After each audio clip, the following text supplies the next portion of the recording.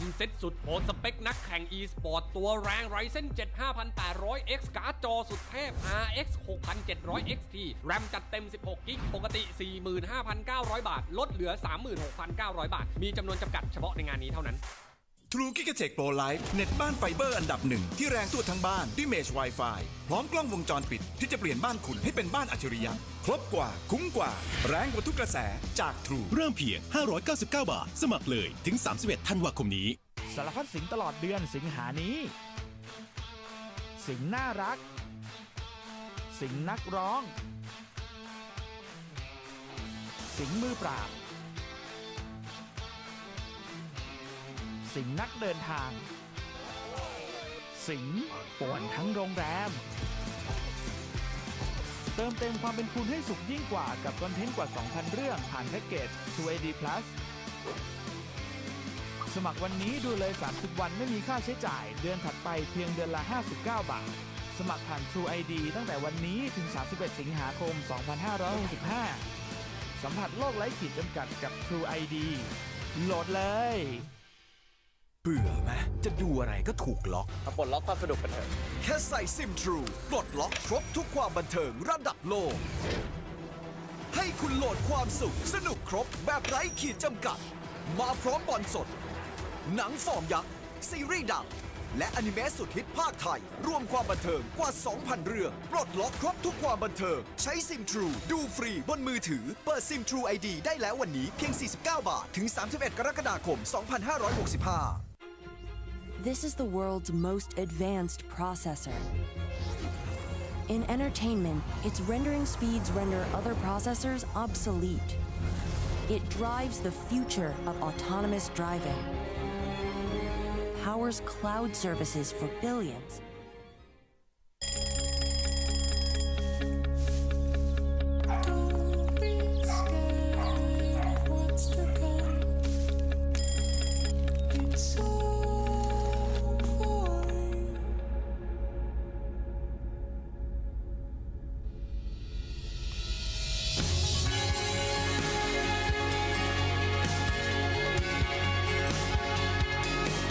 Victory is every day. Sport Authority of Thailand. Siopaj gets the stun. That's a good way to start the BKB immediately. Over to the side, Kuro getting brought down very rapidly. And out to the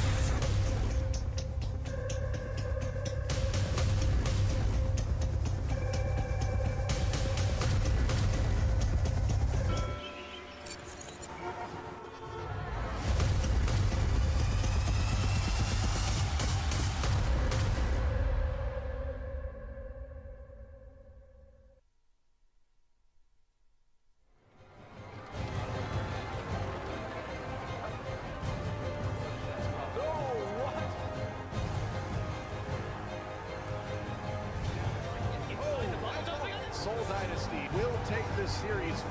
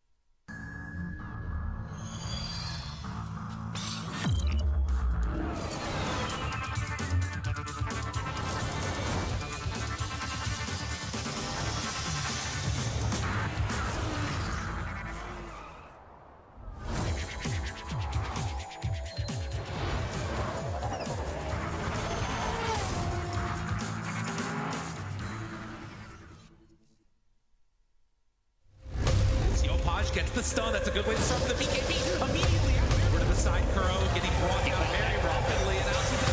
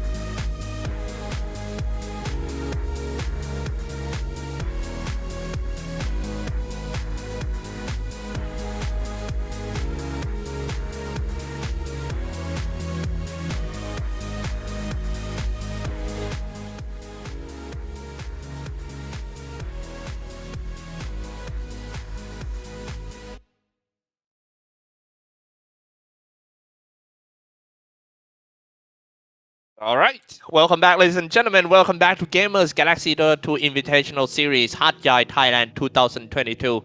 This is going to be the third match of the day in the best of one between Team AG and Polaris, with the the chance of going to the next round on the line. And you are here with me, Cyclops and Akimaru.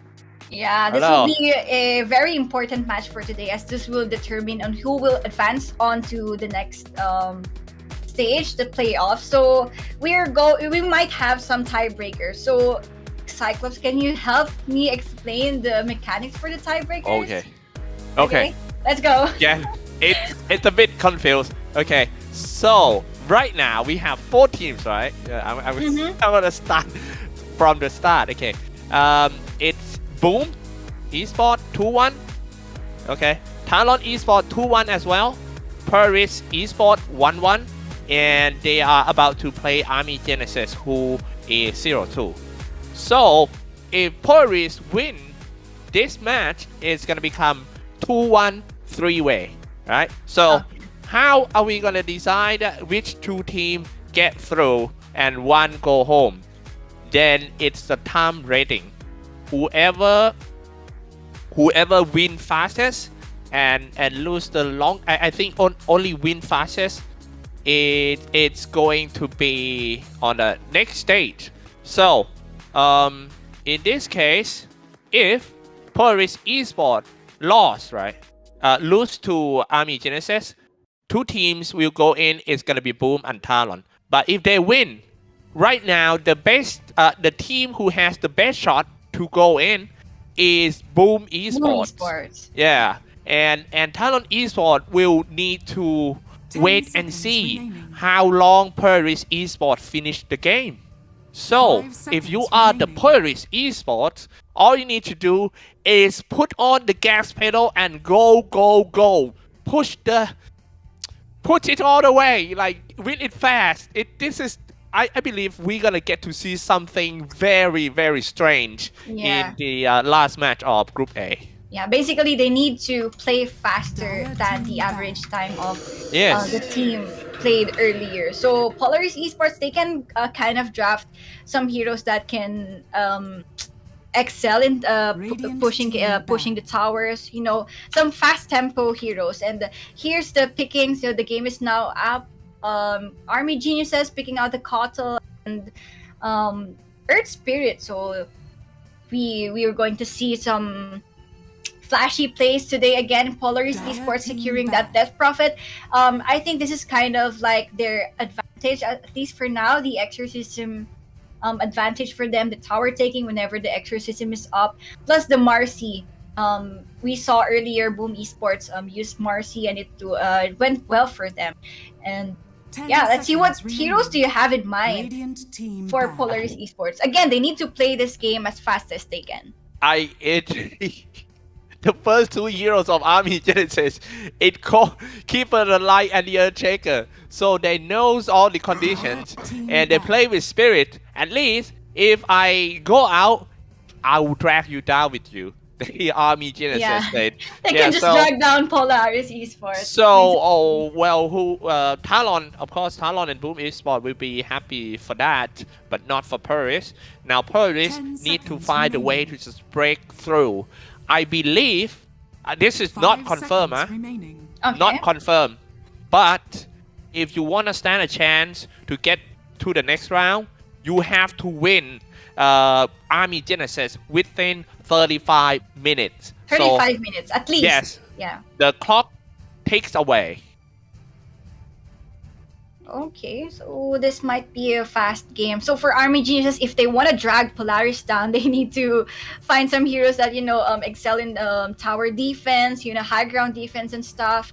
So with that being said, I think Earthshaker and Keeper of the Light will do well in that one. Yeah. Oh my God. Yeah. Again, the number of minutes, it's not confirmed. But the faster the better for Team Polaris Esports. They have to keep on pushing. Yeah. This is so hard to play. I mean, winning a Dota game is already hard enough. Winning it fast is like 10 times harder. Yeah. So let's see. These two teams are a bit shaky as of the moment. You know, they went through a roster change, both of them, and the Polaris with the addition of the veteran AU and the return of Nico might make a difference on how Polaris will play today. Yesterday, Polaris managed to win Boom Esports, but they fell short again against Talon. So I think Army Geniuses, they will not be a tough contender for Polaris Esports, as they faced each other before in the DPC Tour 1 Division 2, and they were able to beat Army Geniuses with 2-0. So they kind of know how AG will play this game. So let's see. Yeah, trying to get the man, this is all hard for them. They gotta try. What else is the fast pushing heroes? TB has been banned out. The Beastmaster is still there. Gonna go for the Beast again, or? Yeah, I was also looking. Dragonite. Like Dragonite and like Beastmaster. Yeah, they can just go for that kind of drop. This Death Prophet can still go on the mid lane still.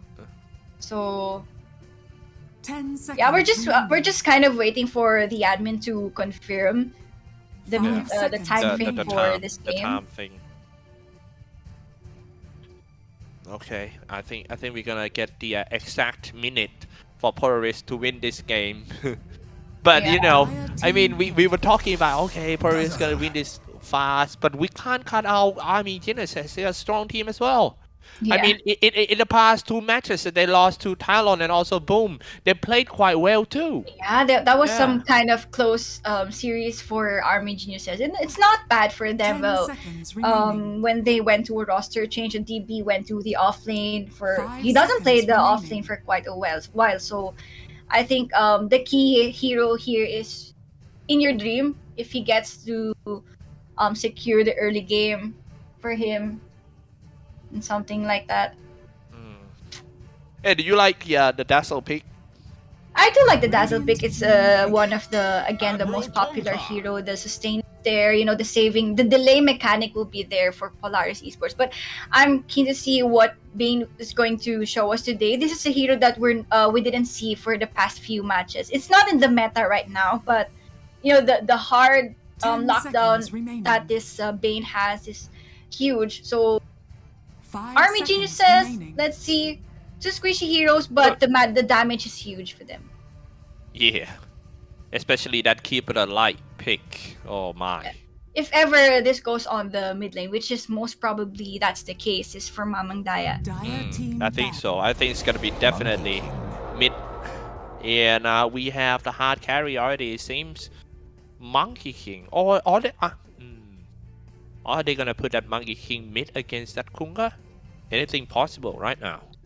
I just don't really like if Monkey King goes on the mid lane. I would still prefer if the Keeper of the Light goes on the mid lane, because you can put Keeper of the Light in other lane because they already picked out the Bane. So this might probably be the case for Army Geniuses. Okay, let me contact with the admin to see the exact. That is very important. Yeah. Okay, if Polaris wins Army Geniuses, this match will not be considered in the time rating calculation, said the admin. So the 3-way tie will only be between Boom, Talon, and Polaris. Their matches against each other will be considered for time rating. So we just want to know. We're just waiting for the exact time that Polaris needs to play for this game. Yeah. Radiant team ban. It's kind of weird. I mean, when you play a Dota 2, you play until one team is unable to fight anymore, right? Mm-hmm. But if you play it in the same rules at football, where they have the exact time, and when the time is up, then whoever score most wins. I think it is going to be a totally different game, and it's kind of interesting in this one.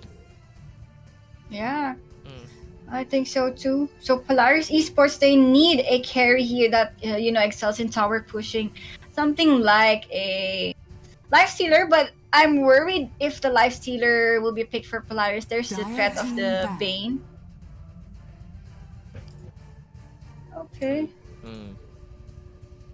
What was that again? Wait, let me see. Yeah, the Fiend's Grip. They can control the Lifestealer down. So yeah, before there was a meta that teams are playing. There's the Aura meta, the Vengeful Spirit and Draw Ranger meta. That was before. 5 seconds remaining. Yeah. All right. Cool. Oh yeah, here the admin said that Polaris does not need to beat AJ faster by time, because it is not considered for time rating. Team ban. Okay. But I mean, if Polaris win, it's gonna be a 3-way tie where it decided by the time rating, right? Yeah, I think we can just wait for that later. It's kind of confusing as of the moment. 10 seconds remaining. Okay, Meepo will be banned here. 5 So seconds yeah, Polaris Esports that knows so well that Army Geniuses can pull off this kind of hero. They can just go for that cheesy pick. Dire team pick.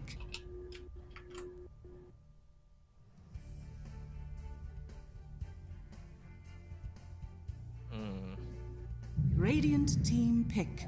Okay, here you go. This is the hero that we are waiting for. It's the pushing capability of a lone druid. A nice pick for Polaris Esports and Army Geniuses. I think they will have an issue here on catching that lone druid. So one more hero to go. I think we're just waiting 10 for seconds the remaining. off lane for DB here. Last match he used the 5 Timber seconds Saw. remaining. And that's one of the heroes that can defend the tower so well and can actually lane against a lone druid. So let's see what's the option here for Army Geniuses.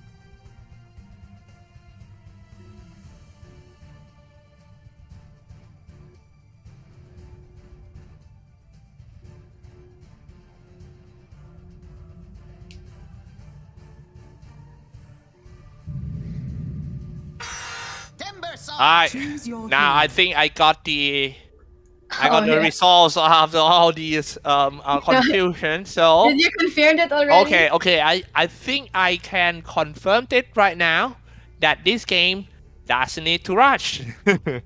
So the thing is like this: the timing that they will use in the calculation who is going to proceed to the next round will be, I mean, if Polaris Esports manage to win this one and it's become a 3-way tie, then they're gonna calculate the time that they play against each other, not the time that Polaris Esports playing against Army Genesis, Army which Genesis, is okay. already out. So so you don't have to rush. You just have to win this one and then go check it out who win each other the fastest between 3 teams: Polaris, Boom, Talon and Boom. Talon. Okay, Yeah. that makes sense. So this one doesn't need to rush. So Finally, last pick for Army Geniuses, they went for that Timber Saw. I just said earlier that it links well with the lone druid. The tower defense is really good for them. Timber Saw is a hero that can stay up on the lane as long as he wants. So, okay. Yeah. Wow. Okay. Just win it for Polaris to stand a chance. But I don't think this is going to be an easy game for them. Army Genesis, even though they're already out of the tournament, but they played for They can still fans. try. Yeah, they can still played for try. fans. At least they need to win one match, or else they will exit this tournament with 0-3. So just for the pride, Right. Just for the pride. Let's go. Both sides. Whole team smoke. We're trying to play some aggressive observers. Okay, both observer wars will be placed here. I think the Polaris Esports saw that Narman placed an observer ward here, but they're ready to reward. Oh no! Right away.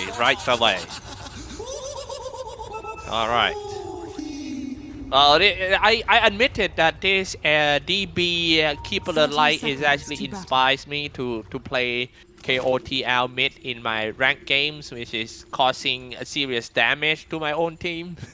Yeah, but I just saw mean- the player name. So DB will be playing Keeper of the Light in the off lane, and Mamang Daya with the Timber Saw on the mid lane. So I think the mechanic or the playstyle for this game will just be the same, but it's just that the players will be playing different heroes. Right. Last game, DB was on the Timber Saw, and he did so well.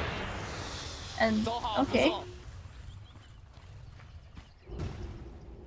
2 for 2 bounty runes and force on DP offlane. So let's see what's your take on this DP Marcy on the bottom lane. I think they can just go for the Dazzle. You mean what? Oh, for the Bane. I was quite confused between these two heroes. Oh, okay. Yeah, they can Did just you- try to kill this Bane. Oh yeah, right. Aiming the dazzle, of course. Maybe The Bane, yeah. sleep him first and follow up with the ballast strikes and stuff. The Bane also need to be careful about his positioning in the lane. And the way that he is going to control the side forest. Okay, this is interesting. You know, 2 off-lane heroes in the mid lane. Yeah, before Kunkka was placed in the off-lane, but yeah, in the past few seasons, we've seen Kunkka reigning on the mid lane. But yeah, this will be an interesting match. So top lane. Okay, Narman just zoning out AU here. Yeah. But do you think the Keeper of the Light will be quite squishy? I think so. I mean, if it's about the visions in the side forest for Team Army Genesis. I mean, if the Dazzle managed to just sneak into the back of that Keeper of the Light while Lone Druid wasn't far away, I think that would be a kill from the Poison Touch, and just chase him with a baby bear. Yeah, the baby bear. That's funny. All right. Okay, this is kind of an even lane for the both teams. Even lane for the mid lane, I mean. Timbersaw against the Kunkka, you know, they don't differ that much in the last hits and deny, so just some kind of decent farming for the mid lane. But I think what differs here is the rotation for the mid lane. Timbersaw doesn't usually do. Oh. Still no first blood, 2.5 minutes gone. I kind of like the way that the lane go for Team Army Genesis. Do you like it, AG? I love that Monkey King pick so much from In Your Dream. Yeah, but I believe they have enough answer to, you know, lock down this Monkey King later. They have that silence from Death Prophet, they have the dispose from Savius here, but they're trying on the bottom lane. Yeah. But the early game gonna be hard for them dealing with the Monkey King in the lane. Yeah, but it's some kind of a decent match against Death Prophet. She can farm. Alright. In the middle lane, Mamang Daya stays in front of the creep, trying to force Lelouch out of the farming zone.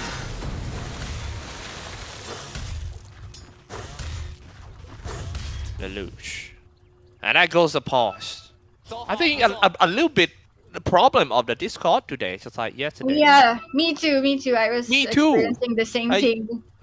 I think like there's the problem, the Discord problems on my end. I feel like the Discord server seems so not stable these days, especially in our region. I can't hear you clearly at times, and you know the feed, the clean feed on our screen is not clear as well. Do you also use Discord to communicate with your teammates when you're streaming? Yeah. Alright, so I do experience this at times, so it's quite normal. Okay. So. Oh, next thing we know! Oh, first blood! Oh, man, Nama block it out with the Fisher, and then GB shoot it.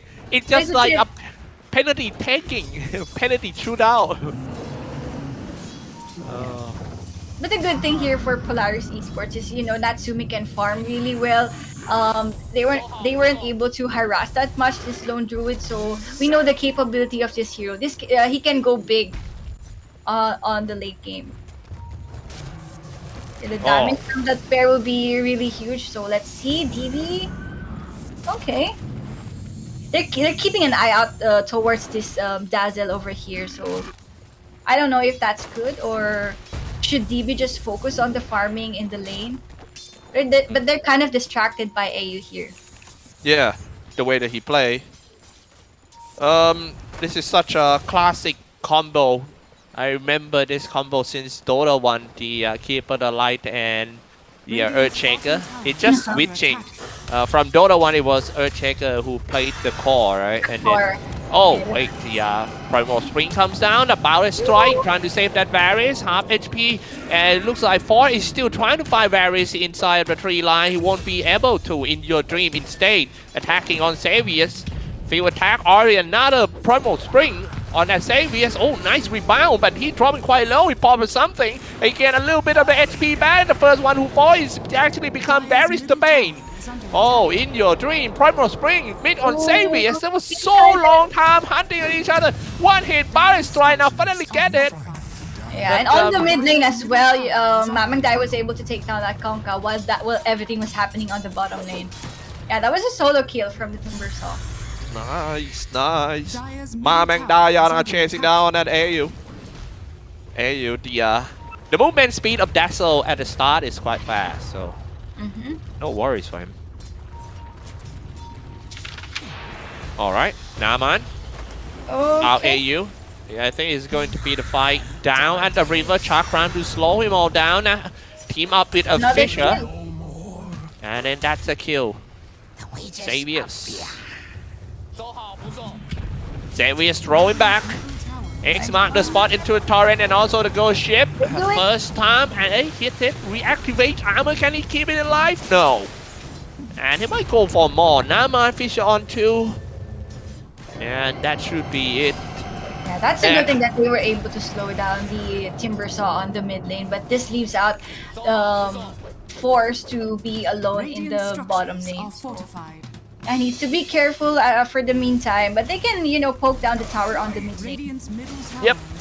Force at the bottom lane. Nice. Teleported down. Timbersaw died for the first time at this one. Back to the lane. Chakram. And Nama is still hanging around. Lelouch changing the course. Okay, we haven't seen that much rotation from Kunkka as of the moment, but I think he can do that anytime soon. So this is the advantage of having the Kunkka, you know, the rotation that he can do, while Mamangdaya can just stay on the mid lane until he takes down this tier 1 tower. So yeah, and as I was saying, Kunkka might go on the top lane, like bottom lane here. Oh. Exhaust system for the first time is gonna be in your dream, melted down in the field of ghosts. And they're gonna use that exhaust system to just push the bottom tier 1 tower as well. Now look back into the mid tier 1 tower. Yeah, I thought he was going to go on the top lane to kind of help Natsumi, but he went back to the mid lane, and yeah, that's really nice that he was able to dodge that out. Mamangdai is so tanky as of the moment. He can just tank tower damage and just take this down. So there's nothing Polaris can do as much. For the meantime, this tier 1 tower is good as dead in a while. Okay. Natsumi. Well, people saying that this is actually the best tower wrecker in the game for the lone druid. And then I thought the TB was the fastest, but no, it was lone druid. Back to the fight, down the river in the middle lane. X-Mana spot, ghost ship, but the timing wasn't just right. Chakram was blocked by the Fisher as well. Still lucky for Polaris Force, he still get a small hole in order to just get away. Mamangdaya was connected by the Spirit Siphon, jumping down the Primal Roar for In Your Dream, helping his teammate. It's still a trade. Mamangdaya falls already. In your dream, Fisher, in order to block and throwing a flashbang out. Lelouch falls. Yeah, good pickup for Army Geniuses, and the In Your Dream was there at the vicinity, so yeah. Again, this is good for the Monkey King that he's also getting some kills while he is farming. He's one of the key heroes for Army Geniuses. He can also group up together with them to take down objectives, or to defend at least against this lone druid. Yeah. Yeah, but I believe what AG needs to do for now is to slow down the lone druid. They can, you know, go for a smoke play or go to the jungle of Polaris Esports and hunt down that lone druid. At least for now. Yep. All right. 2-man smoke for Polaris. Where are they gonna go? I think it should be somewhere on top. Here we go. Xavius and AU looking to strike DB from behind. AU start with a poison touch. I think it will be enough damage. Sending in the baby bear as well. And maybe set up with a dispose too. Rebound but missed it. Throwing the flashbang. He might got away from that one. DB. He's fast. He's on the horse. Oh dear! Oh no. And he got away. I thought they were able to catch this Keeper of the Light with the Marcy, but looks like it won't be enough. Keeper of the Light is so fast. This hero has 600 movement speed at least. Yeah. Yes. And we turn on right now is 494 movement speed. That's crazy. That can go up to 600, right? Yeah. There are many horses in Dota 2 game, but I think the Keeper of the Light horses is the fastest. Radiant structures are fortified. That makes sense. They're riding horses. I mean, if you have a battle horse, it's really slow. Okay. Top lane, I think Natsumi can just try to take down his tier 1 tower, but again, Keeper of the Light is the best at defending towers, so he will stay here for quite a while. Yeah. But 3 heroes from Polaris is here to help out Natsumi if anything, if things goes bad. Oh. Radiant And that goes the first tower. I think Lone Druid having such a great time on top with the Mask of Madness on his bear.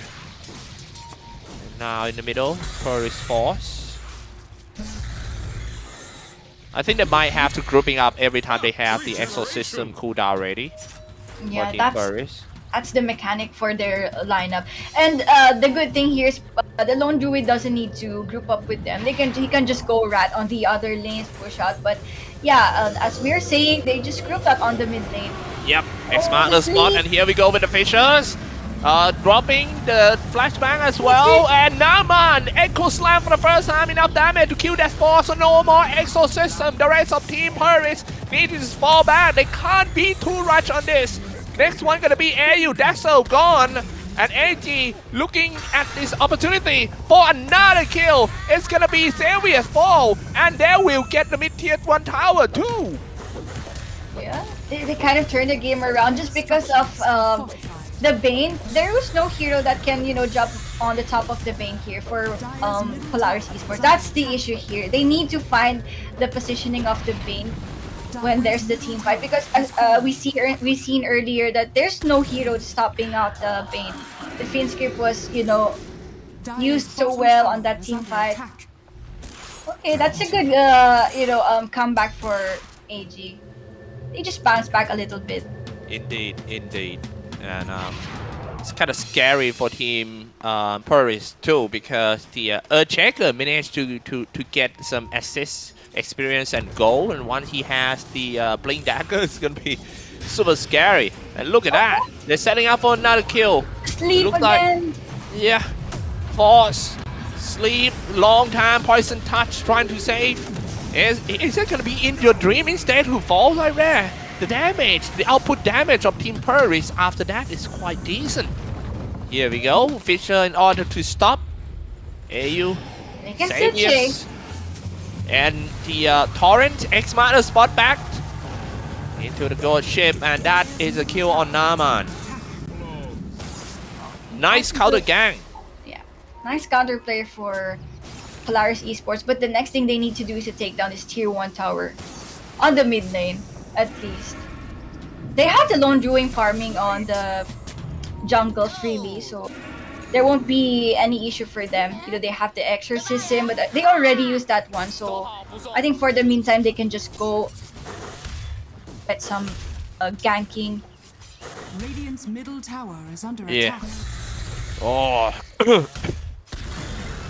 Once again, guys, the situation right now is the Polaris need to do what it takes to win this one, just to be 2-1, and then it's gonna become the 3-way tie, and then it will be determined by the winning time rating. Okay, but DB get another kill on AU. Okay. Timbersaw not looking good, taking a lot of the damage. Polaris strike back. No more core heroes, no more tanker. Varys gonna be the next one who melted down in front of Spirit Siphon, but he was quite fast too. And he slept on the Date Prophet. Yeah, but didn't do much for them. This tier 1 is will still be taken down by Polaris Esports, and there's big help for the double damage from that Kunkka, so they can just go back again to farming. All tier towers are down for Army Geniuses. They can they can invade their jungle anytime soon. 10-7 game score. Army Genesis get the first 10 kills. Well, oh, Xavier's. The sleep setup is always on point. Yeah, sleep and then follow up with the spell are just good. What an assist by him, but Varys might have to pay for that because the Lone Druid is here along with Lelouch too. The two supports inside of the tree line try to get themselves alive. Okay. Naaman getting blocked. And hey, maybe they got a chance to work this way out. Naaman was exiled the spot back and Lelouch is on killing spree eventually. They just need to deal with that bait first. He do so much in team fight that he's delaying some, some plays from Polaris Esports, but the Bane will be spotted here. Oh no! Nice save. That's actually a great shallow grave in order to save himself from the sleep and then follow up damage. Dire's middle tower. Okay, Mamang Daya back on farming here. He's going for what is this? Sanchin Kaya, if I'm not mistaken. Yep. Mamang Daya getting stronger and stronger. This is going to be the force to be reckoned with for Team Polaris in the late game too.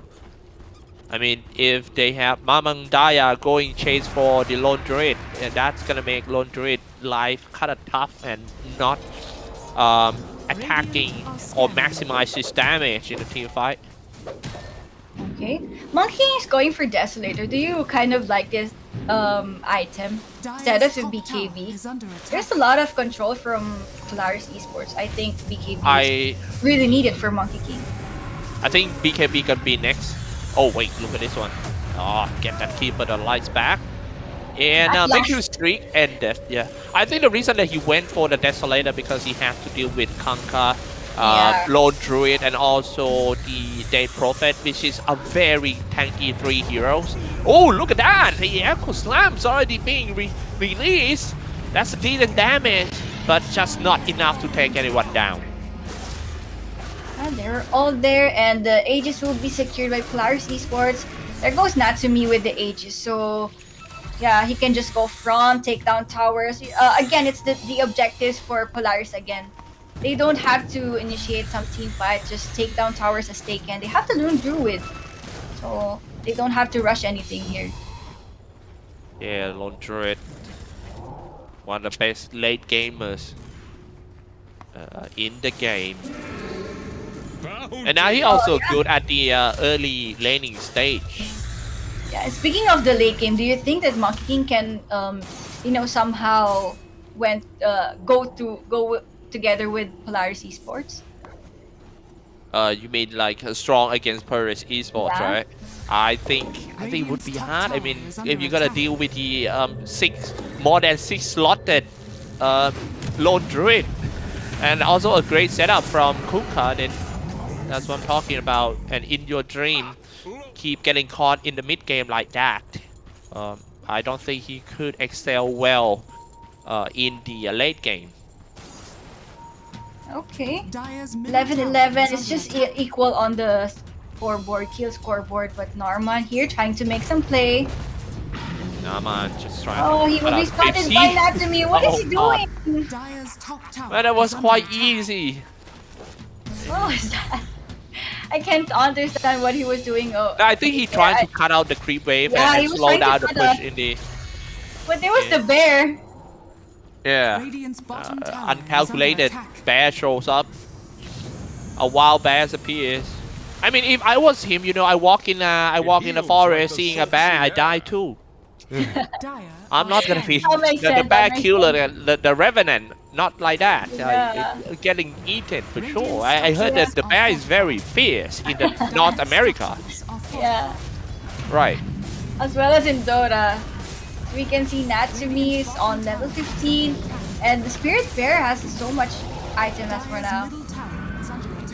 He already has 6 stacks on the Desolator. All right. Dire's top tower is under 11 to 12 game score. Let's try to push. I still wonder how they're gonna stop that lone druid. Oh, jumping in now, looking very good, but he looks like Earthshaker melted down in front. But at least he managed to kill that force, which is the main or one of the main damage of Team Polaris. X-Master spot the torrent.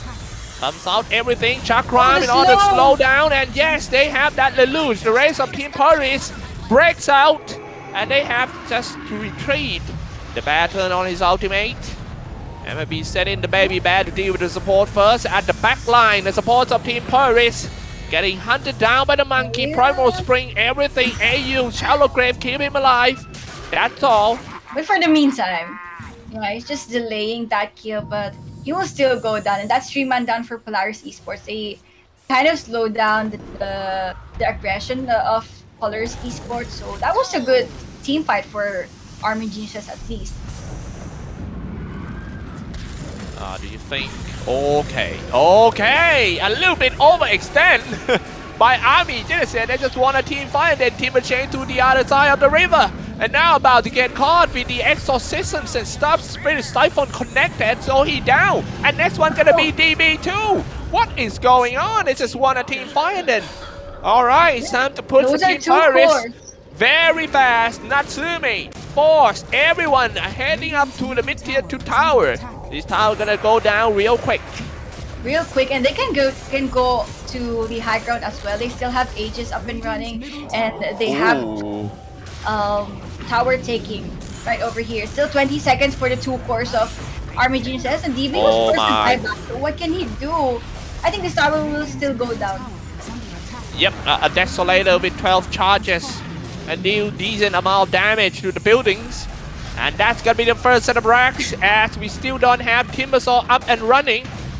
They can't do anything. Can they? Shallow Grave, everything. Save the baby bear.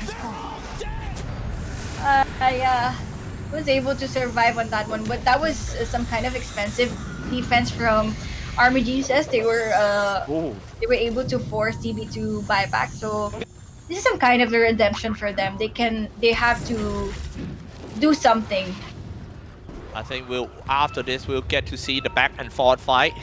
after lost the barracks, they decided to go for like all man smoking, looking for some chance, maybe in the triangle if someone's still farming in.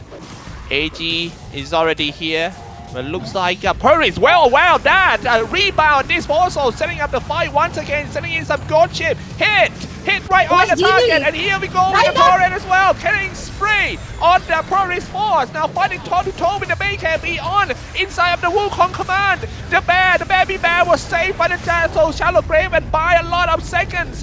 Oh, In Your Dream finally falls. Man, that Dazzle saved the day.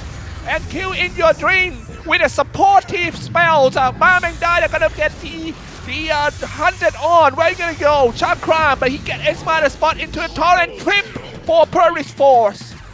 I think that is a good move, especially from Savius. You know, that was a good initiation, and also he was able to stop the Bane giving out the Finn's grip on the side, so he was able to dispose Varish right there, so they can continue the siege on the mid lane. Radiant's middle barracks are under attack. Yeah, good move from Savius especially.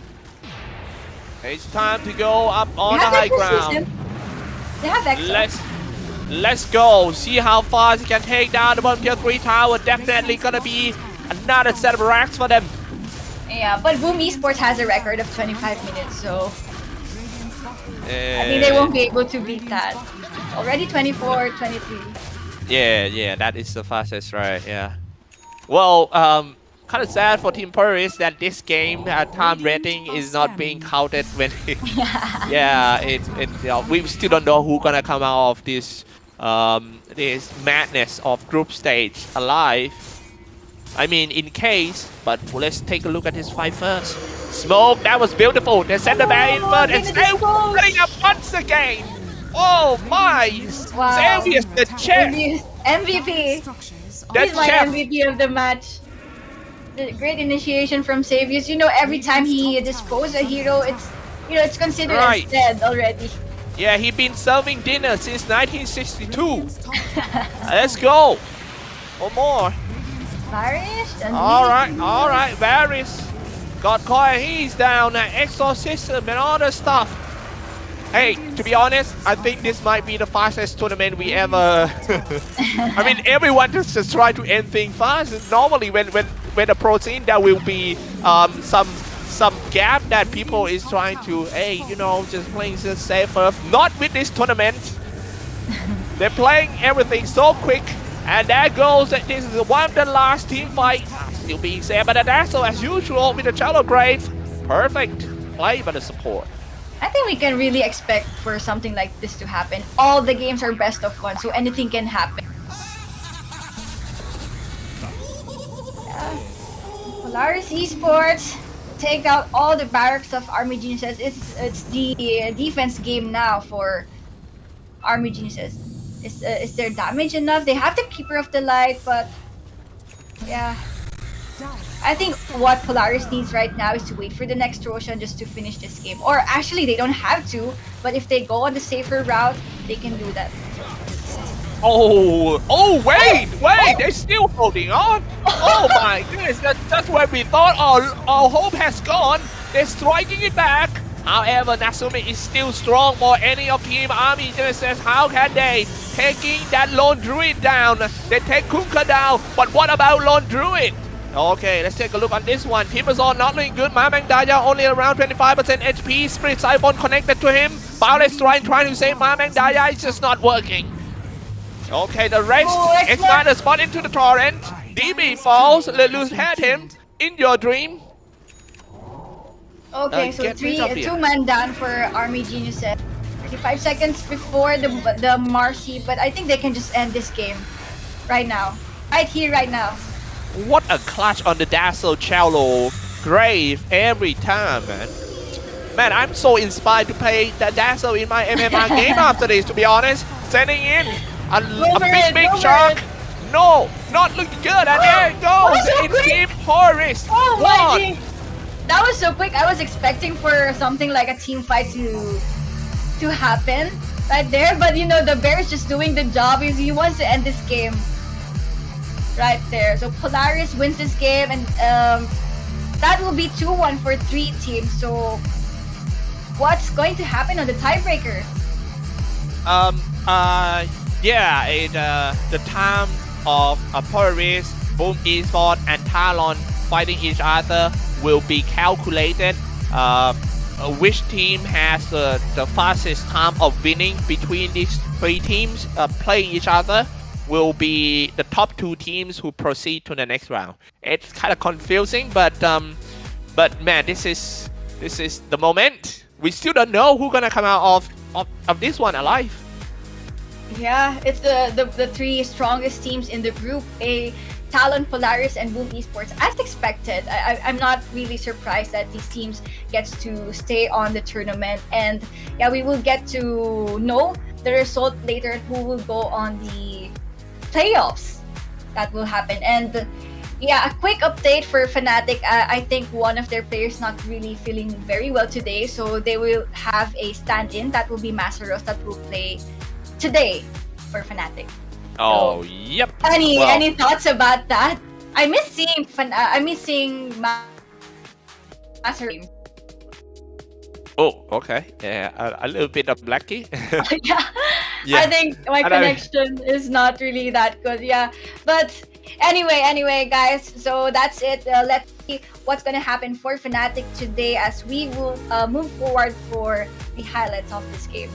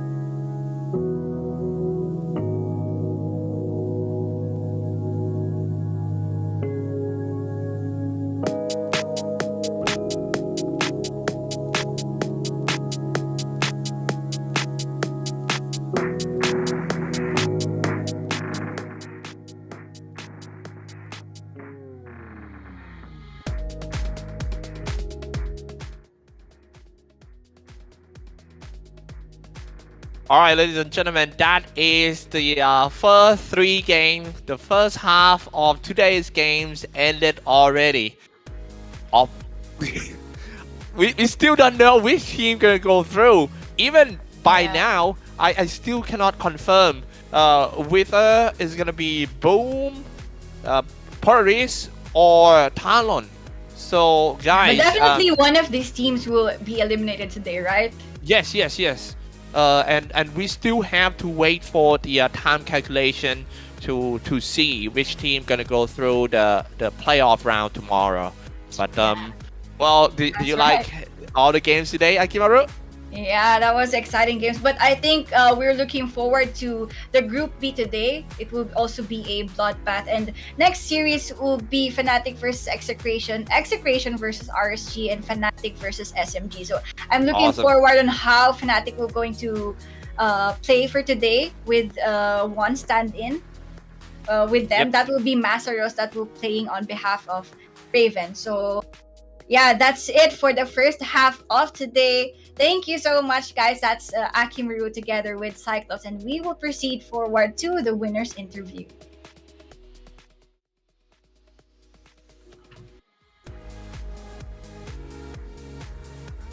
ซี่แล้วก็แม็กกี้ด้วยที่ส่งมา นะครับอีกครั้งหนึ่งนะครับแต่คือตอนนี้คือด้วยกฎกติกาที่เห็นเขาบอกว่าจะใช้ไทม์ใช้เวลาด้วยในการตัดสินและตอนนี้สกอร์2-1-3 ทีมใช่แล้วแต่ว่าเราดูจากแบบดูผ่านๆนะดูแบบยังไม่ได้นับคะแนนจริงจังโพลิสมีสิทธิ์และน่าลุ้นมากที่จะเข้ารอบใช่เพราะว่าน่าจะน่าลุ้นมากแต่ว่าเรามาสอบถามเขานิดนึงดีกว่าเดี๋ยวขออนุญาตถามเป็นกลางแล้วกันเพราะว่าเรายังไม่ชัวร์ในส่วนของคะแนนแล้วกันนะครับถามไปเลยฮะ Okay, so let's have an interview here. I would like to know how do you feel about the last game?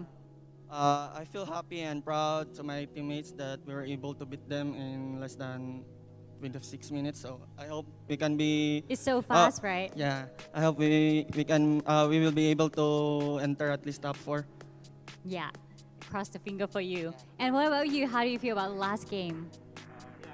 Hello. Yeah, I feel great because we are on a timer because all of the games are most of the games are fast, so we kind of need to do it fast. So yeah, I feel great, and hopefully we can, go to the playoffs.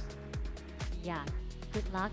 So after like a few days here in Thailand, how do you feel about the esport tournament in Thailand? For me, esport usually tournaments here in Thailand is really great because the people are so nice and the food's really great. So yeah, having a tournament here is like really good. Yeah, I can feel when you say the food. I can feel it's so good. And what about you? What do you like here? Just what Bumi said. I think also the food here is delicious and the environment here is quite clean. So I think it's really nice to be here. What an opportunity. Yeah, so hope in the future we can have more esport tournament in Thailand too. Yeah, thank you so much. ค่ะเขาบอกว่าจริงๆในเกมที่แล้วเนี่ยเขาสามารถทำได้ตามที่เขาแพลนไว้เลยคือเขาแพลนว่าเขาจะเล่นเกมเร็วแล้วก็เร็วจริงๆนะคะประมาณ16 นาทีเท่านั้นนะคะที่เขาแบบว่าจัดการคู่แข่งได้เรียบร้อยส่วนอีกคนนึงบอกว่าก็รู้สึกแฮปปี้กับเกมที่แล้วนะคะจริงๆต้องบอกว่าอย่างที่พี่บอกคือเขามีโอกาสเข้ารอบเยอะมากเพราะว่าเรื่องของเรื่องครับคือเขาเลือกตัวที่ค่อนข้างจะจบเกมเร็วอย่างที่เราเห็นได้มาคือเดโปเฟตได้เลือกหมีมาอย่างเงี้ยมาดันป้อมแน่ๆนะครับก็หวังว่าเขาจะได้เข้ารอบนะครับแล้วก็คนลุ้นก็หวังว่าเขาจะได้เข้ารอบแล้วเขาบอกว่าเขาชอบการแข่งการจัด e-sport ที่ประเทศไทยนะคะคือ1เรื่องของอาหารแน่นอนเราขึ้นชื่อเรื่องอาหารอยู่แล้ว2ก็คือผู้คนที่นี่นะคะค่อนข้างเฟรนลี่แล้วก็ต้อนรับเขาดีมากและอีกอย่างหนึ่งที่เขาบอกที่น่าสนใจคือเขาบอกว่าสิ่งแวดล้อมที่เนี่ยค่อนข้างดีเลยนะคะคือเมืองดูสะอาดสะอ้านนะเห็นมองไปทางไหนก็รู้สึกแบบสบายใจน่ารักจังใช่แล้วตอบได้น่ารักมากเลยนะครับก็หวังว่าในอนาคตจะมี e-sport tournament แบบนี้เพิ่มขึ้นนะคะในประเทศไทยใช่แต่ว่าเดี๋ยวเราไม่รบกวนเวลานักแข่งดีกว่านะครับแต่ว่าผู้ชมทางบ้านเนี่ยเดี๋ยวเราพักกันสักครู่ครับแต่เดี๋ยวคนที่อยู่ที่งานเนี่ยเดี๋ยวเราไปพบกิจกรรมบนเวทีกันครับ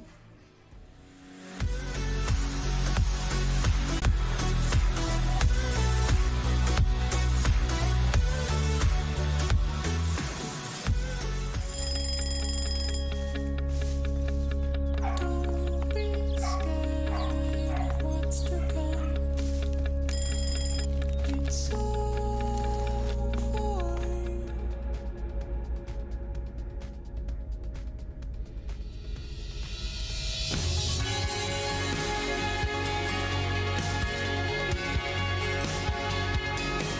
Victory is everyday. Sport Authority of Thailand.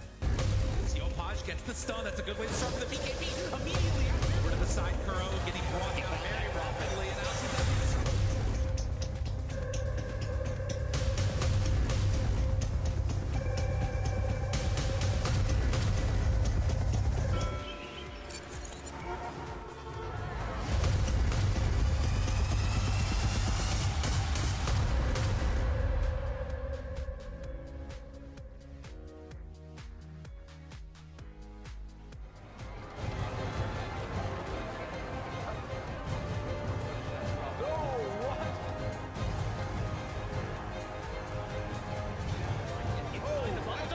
Seoul Dynasty will take this series.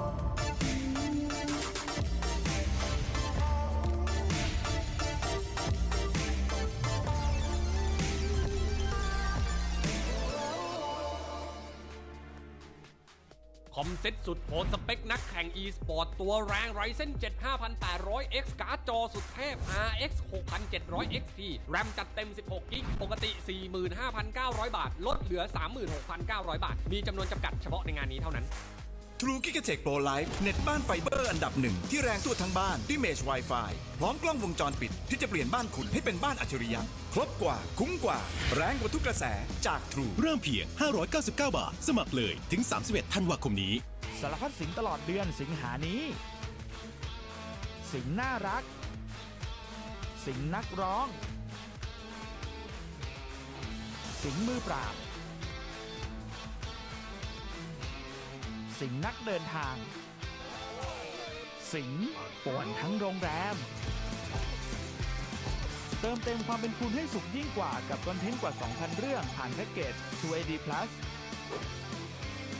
สมัครวันนี้ดูเลย30 วันไม่มีค่าใช้จ่ายเดือนถัดไปเพียงเดือนละ59 บาทสมัครผ่าน True ID ตั้งแต่วันนี้ถึง31 สิงหาคม 2565 สัมผัสโลกไร้ขีดจำกัดกับ True ID โหลดเลยเบื่อไหมจะดูอะไรก็ถูกล็อก ปลดล็อกความสนุกกันเถอะ แค่ใส่ซิม True ปลดล็อกครบทุกความบันเทิงระดับโลก ให้คุณโหลดความสุขสนุกครบแบบไร้ขีดจำกัด มาพร้อมบอลสด หนังฟอร์มยักษ์ซีรีส์ดังและอนิเมะสุดฮิตภาคไทยรวมความบันเทิงกว่า 2,000 เรื่องปลดล็อกครบทุกความบันเทิงใช้ซิม True ดูฟรีบนมือถือเปิดซิม True ID ได้แล้ววันนี้เพียง 49 บาทถึง 31 กรกฎาคม 2565 This is the world's most advanced processor.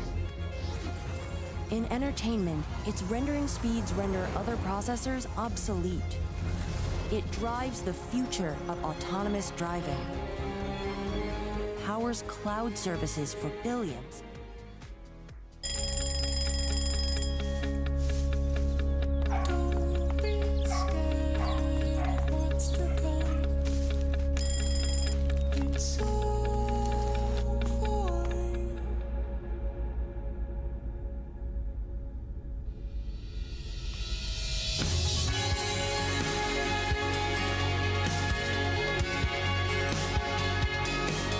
Victory is every day. Sport Authority of Thailand. Gets the stun. That's a good way to start the BKB immediately out. Over to the side, Kuro getting brought down very rapidly, and out to the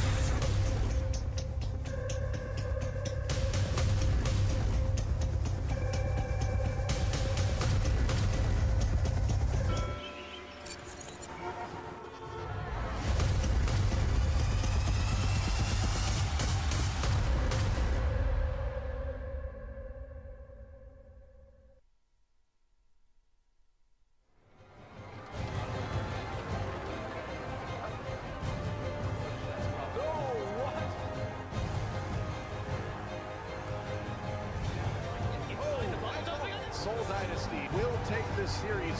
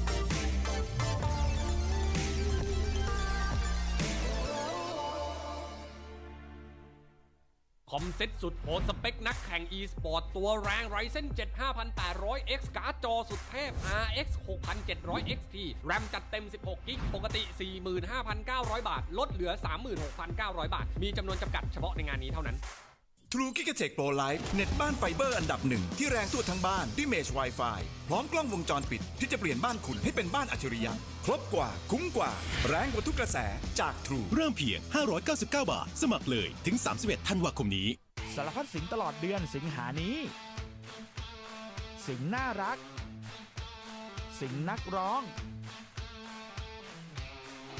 สิงมือปราบ สิงนักเดินทาง สิงป่วนทั้งโรงแรม เติมเต็มความเป็นคุณให้สุขยิ่งกว่ากับคอนเทนต์กว่า 2,000 เรื่องผ่านแพ็กเกจ 2AD Plus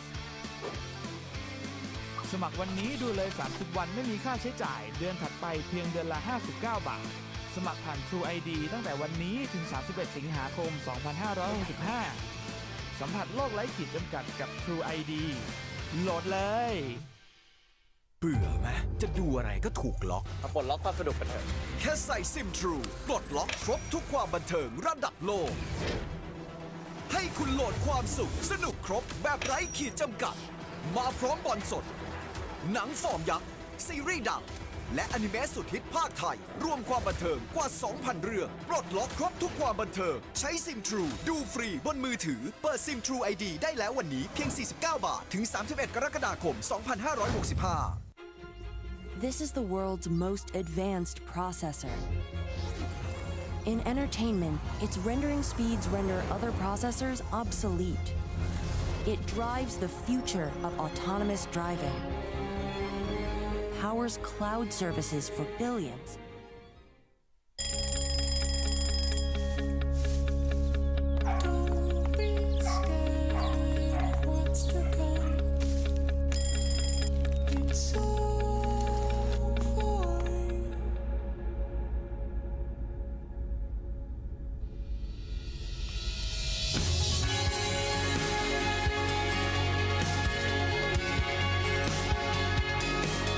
Victory is everyday.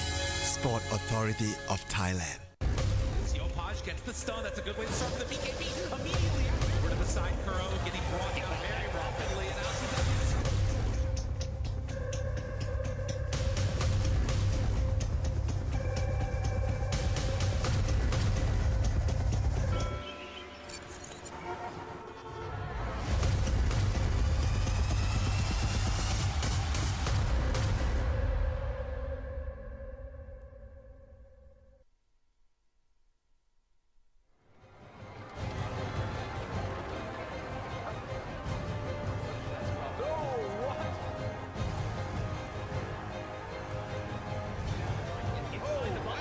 Seoul Dynasty will take this series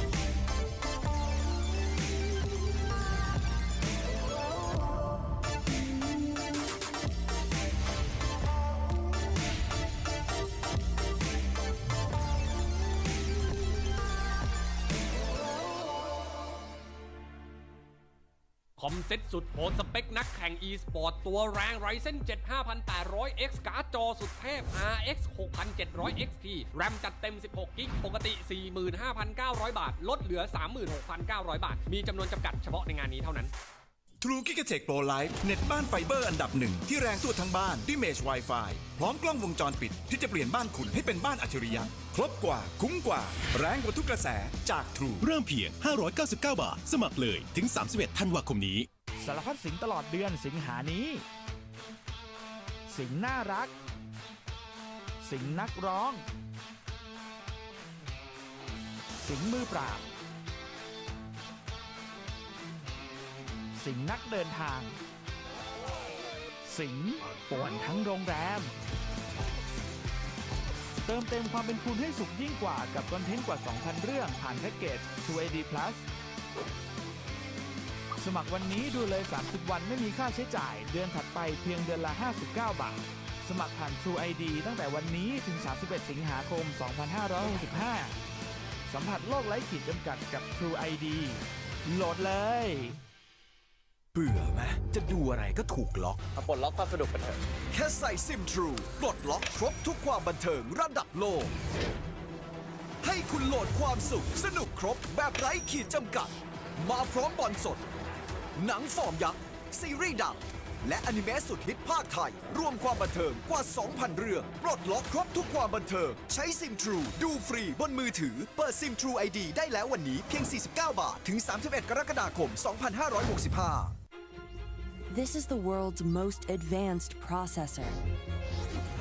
In entertainment, its rendering speeds render other processors obsolete. It drives the future of autonomous driving, powers cloud services for billions.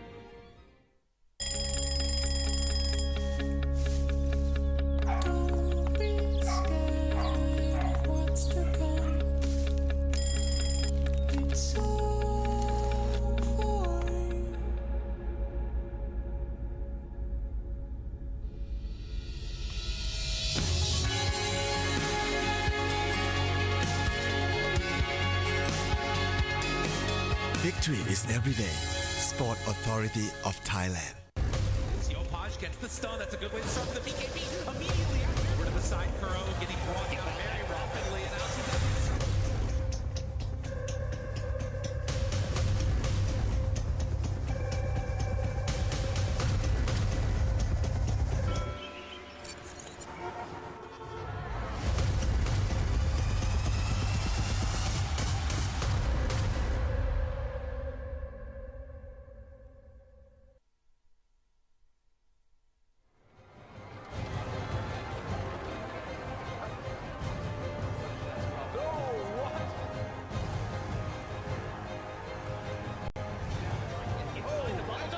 Seoul Dynasty will take this series.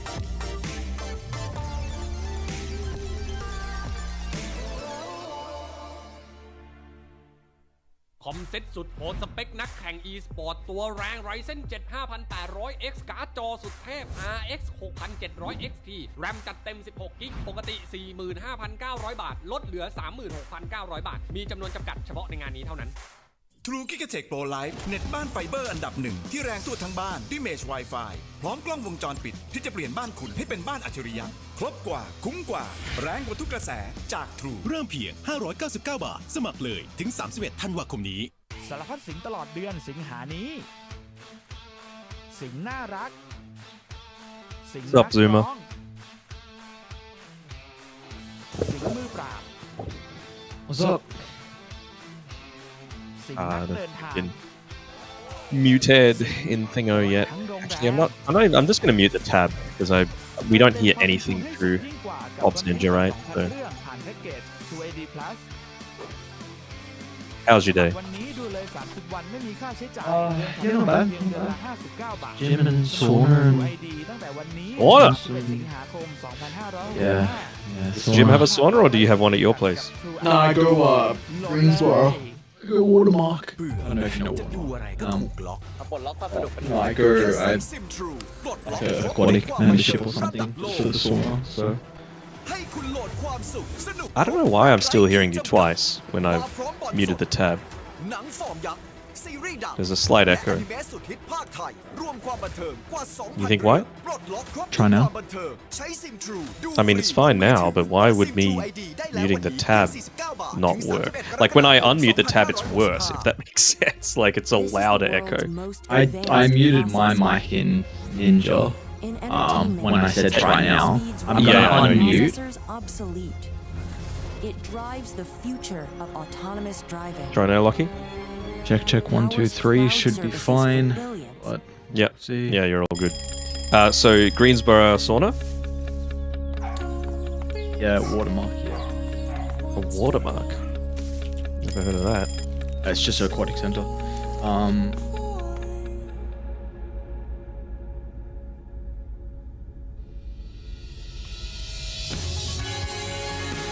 Is that just for recovery? Yeah, and plus sauna is really good. Every day, Sport Authority of Thailand. Whenever I use it, my face gets red really easily, so it's not good for me. Same. Well, we got 5 minutes 15. I gotta do some shit real quick.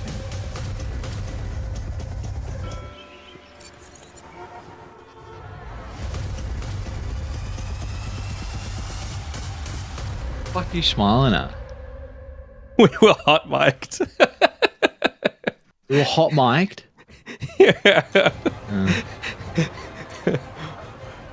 I think it's fixed now.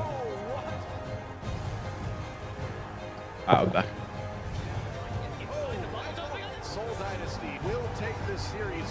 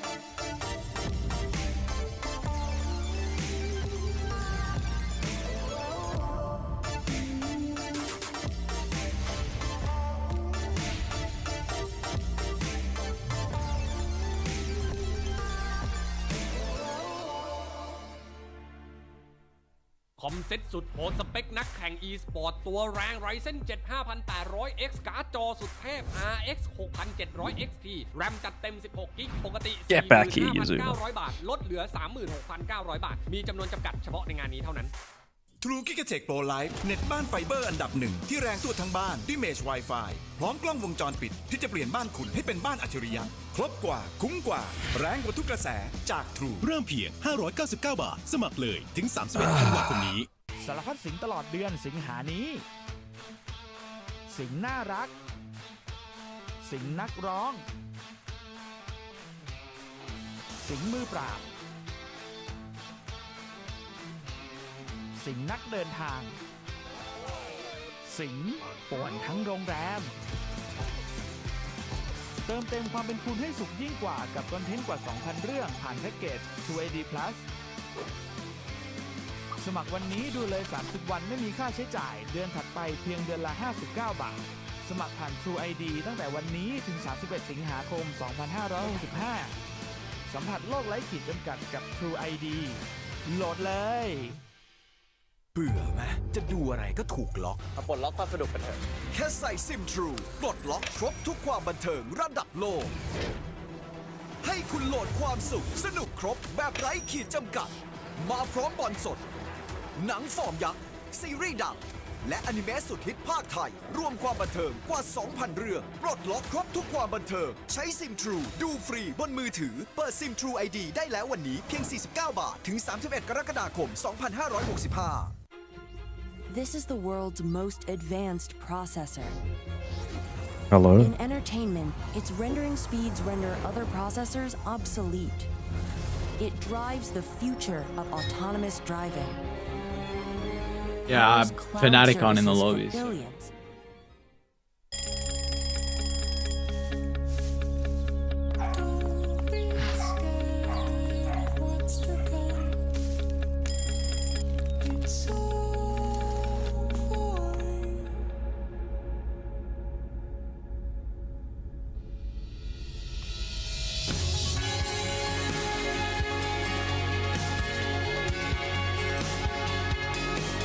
Victory is every day. Sport Authority of Thailand. Gets the stun. That's a good way to start the BKB immediately. Over to the side, Kuro getting brought down very rapidly, and now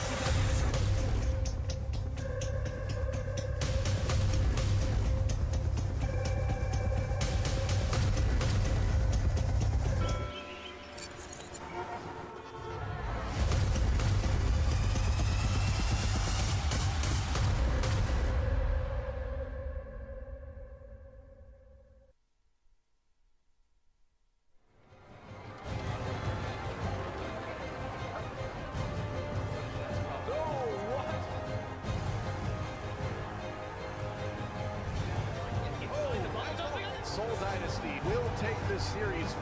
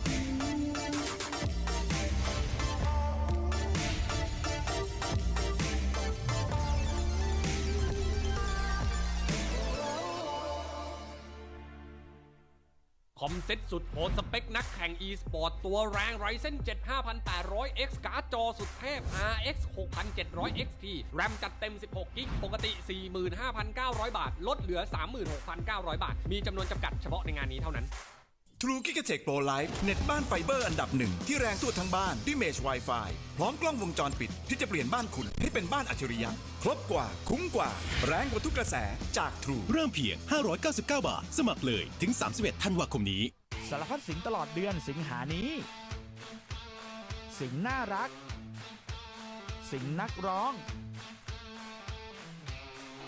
สิงมือปราบ สิงนักเดินทาง สิงป่วนทั้งโรงแรม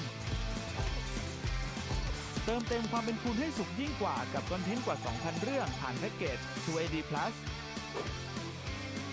สมัครวันนี้ดูเลย30 วันไม่มีค่าใช้จ่ายเดือนถัดไปเพียงเดือนละ59 บาท สมัครผ่าน True ID ตั้งแต่วันนี้ถึง31 สิงหาคม 2565 สัมผัสโลกไร้ขีดจำกัดกับ True ID โหลดเลยเบื่อไหมจะดูอะไรก็ถูกล็อก มาปลดล็อกความสนุกกันเถอะ แค่ใส่ซิม True ปลดล็อกครบทุกความบันเทิงระดับโลก ให้คุณโหลดความสุขสนุกครบแบบไร้ขีดจำกัด มาพร้อมบอลสด หนังฟอร์มยักษ์ซีรีส์ดังและอนิเมะสุดฮิตภาคไทย รวมความบันเทิงกว่า 2,000 เรื่องปลดล็อกครบทุกความบันเทิงใช้ซิม True ดูฟรีบนมือถือเปิดซิม True ID ได้แล้ววันนี้เพียง 49 บาทถึง 31 กรกฎาคม 2565 This is the world's most advanced processor. In entertainment, its rendering speeds render other processors obsolete. It drives the future of autonomous driving, powers cloud services for billions.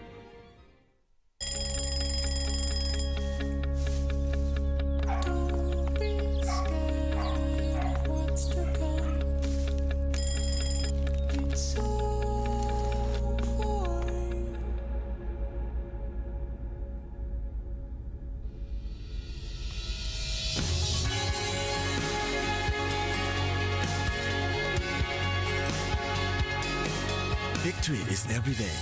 Sport Authority of Thailand. Gets the stun. That's a good way to start the BKB. Immediately over to the side. Kuro getting brought down very rapidly. And out to the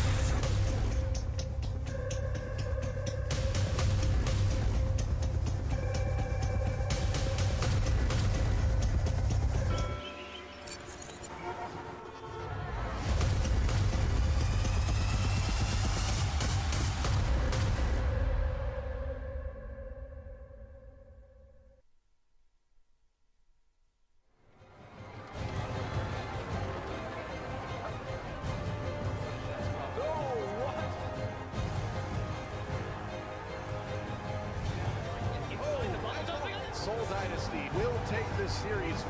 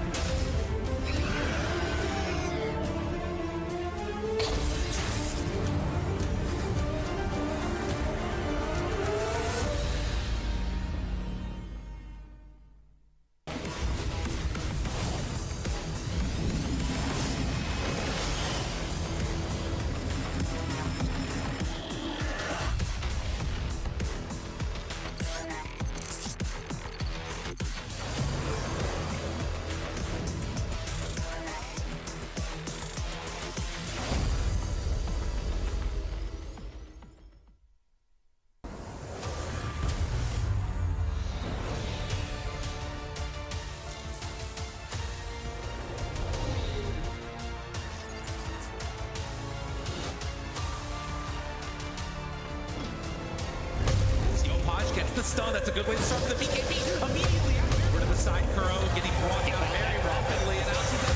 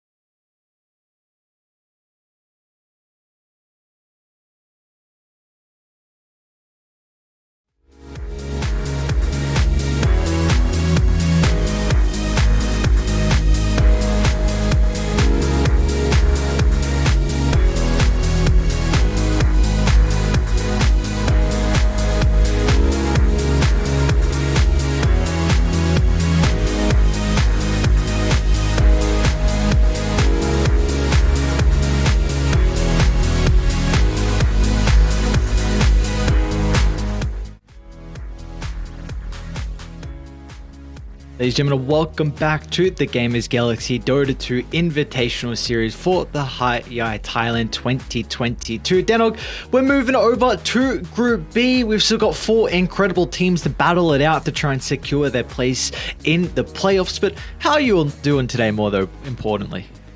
I had a pretty good day. I mean, I went out, I got some new clothes, so you'll see the drip in a little bit of time next time we hang out and see each other. Yeah. You will see. You will see. I'm looking good. The middle-aged shop assistants were really like, "Oh, you're looking great." It wasn't just to be able to make a sale, that is for sure. But no, I'm excited. This Group B. I mean, we saw Group A, right? We had that 3-way tiebreaker that had to be decided on time. For those that aren't aware, by the way, essentially what you want to do in terms of that time rating tiebreaker is it values the teams that win fast and lose slow. That's what Boom did, and so that's why they qualified #1. And it just turned out that with that fast loss that Talon had against Boom, that was enough to knock them out of contention. Whereas Polaris, they were kind of middle ground, right? Winning in a medium time, losing in a medium time. But now in Group B, we've got 4 teams that are all really evenly matched. And we had some unsuspected results as well coming out from the first day. Fnatic losing their first series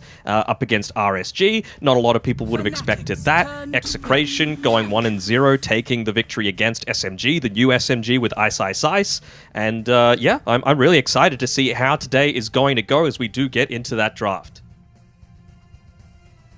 Just really quick as well, back on your clothing. Did Mum go shopping with you? Because I know over in America, Nat gave you some assistance with being able to pick out good clothes because your fashion sense is pretty atrocious to say the least. So well, I'm going to correct you there. Miss Natty helped me in Melbourne when she was here. She didn't help me in America. There we go.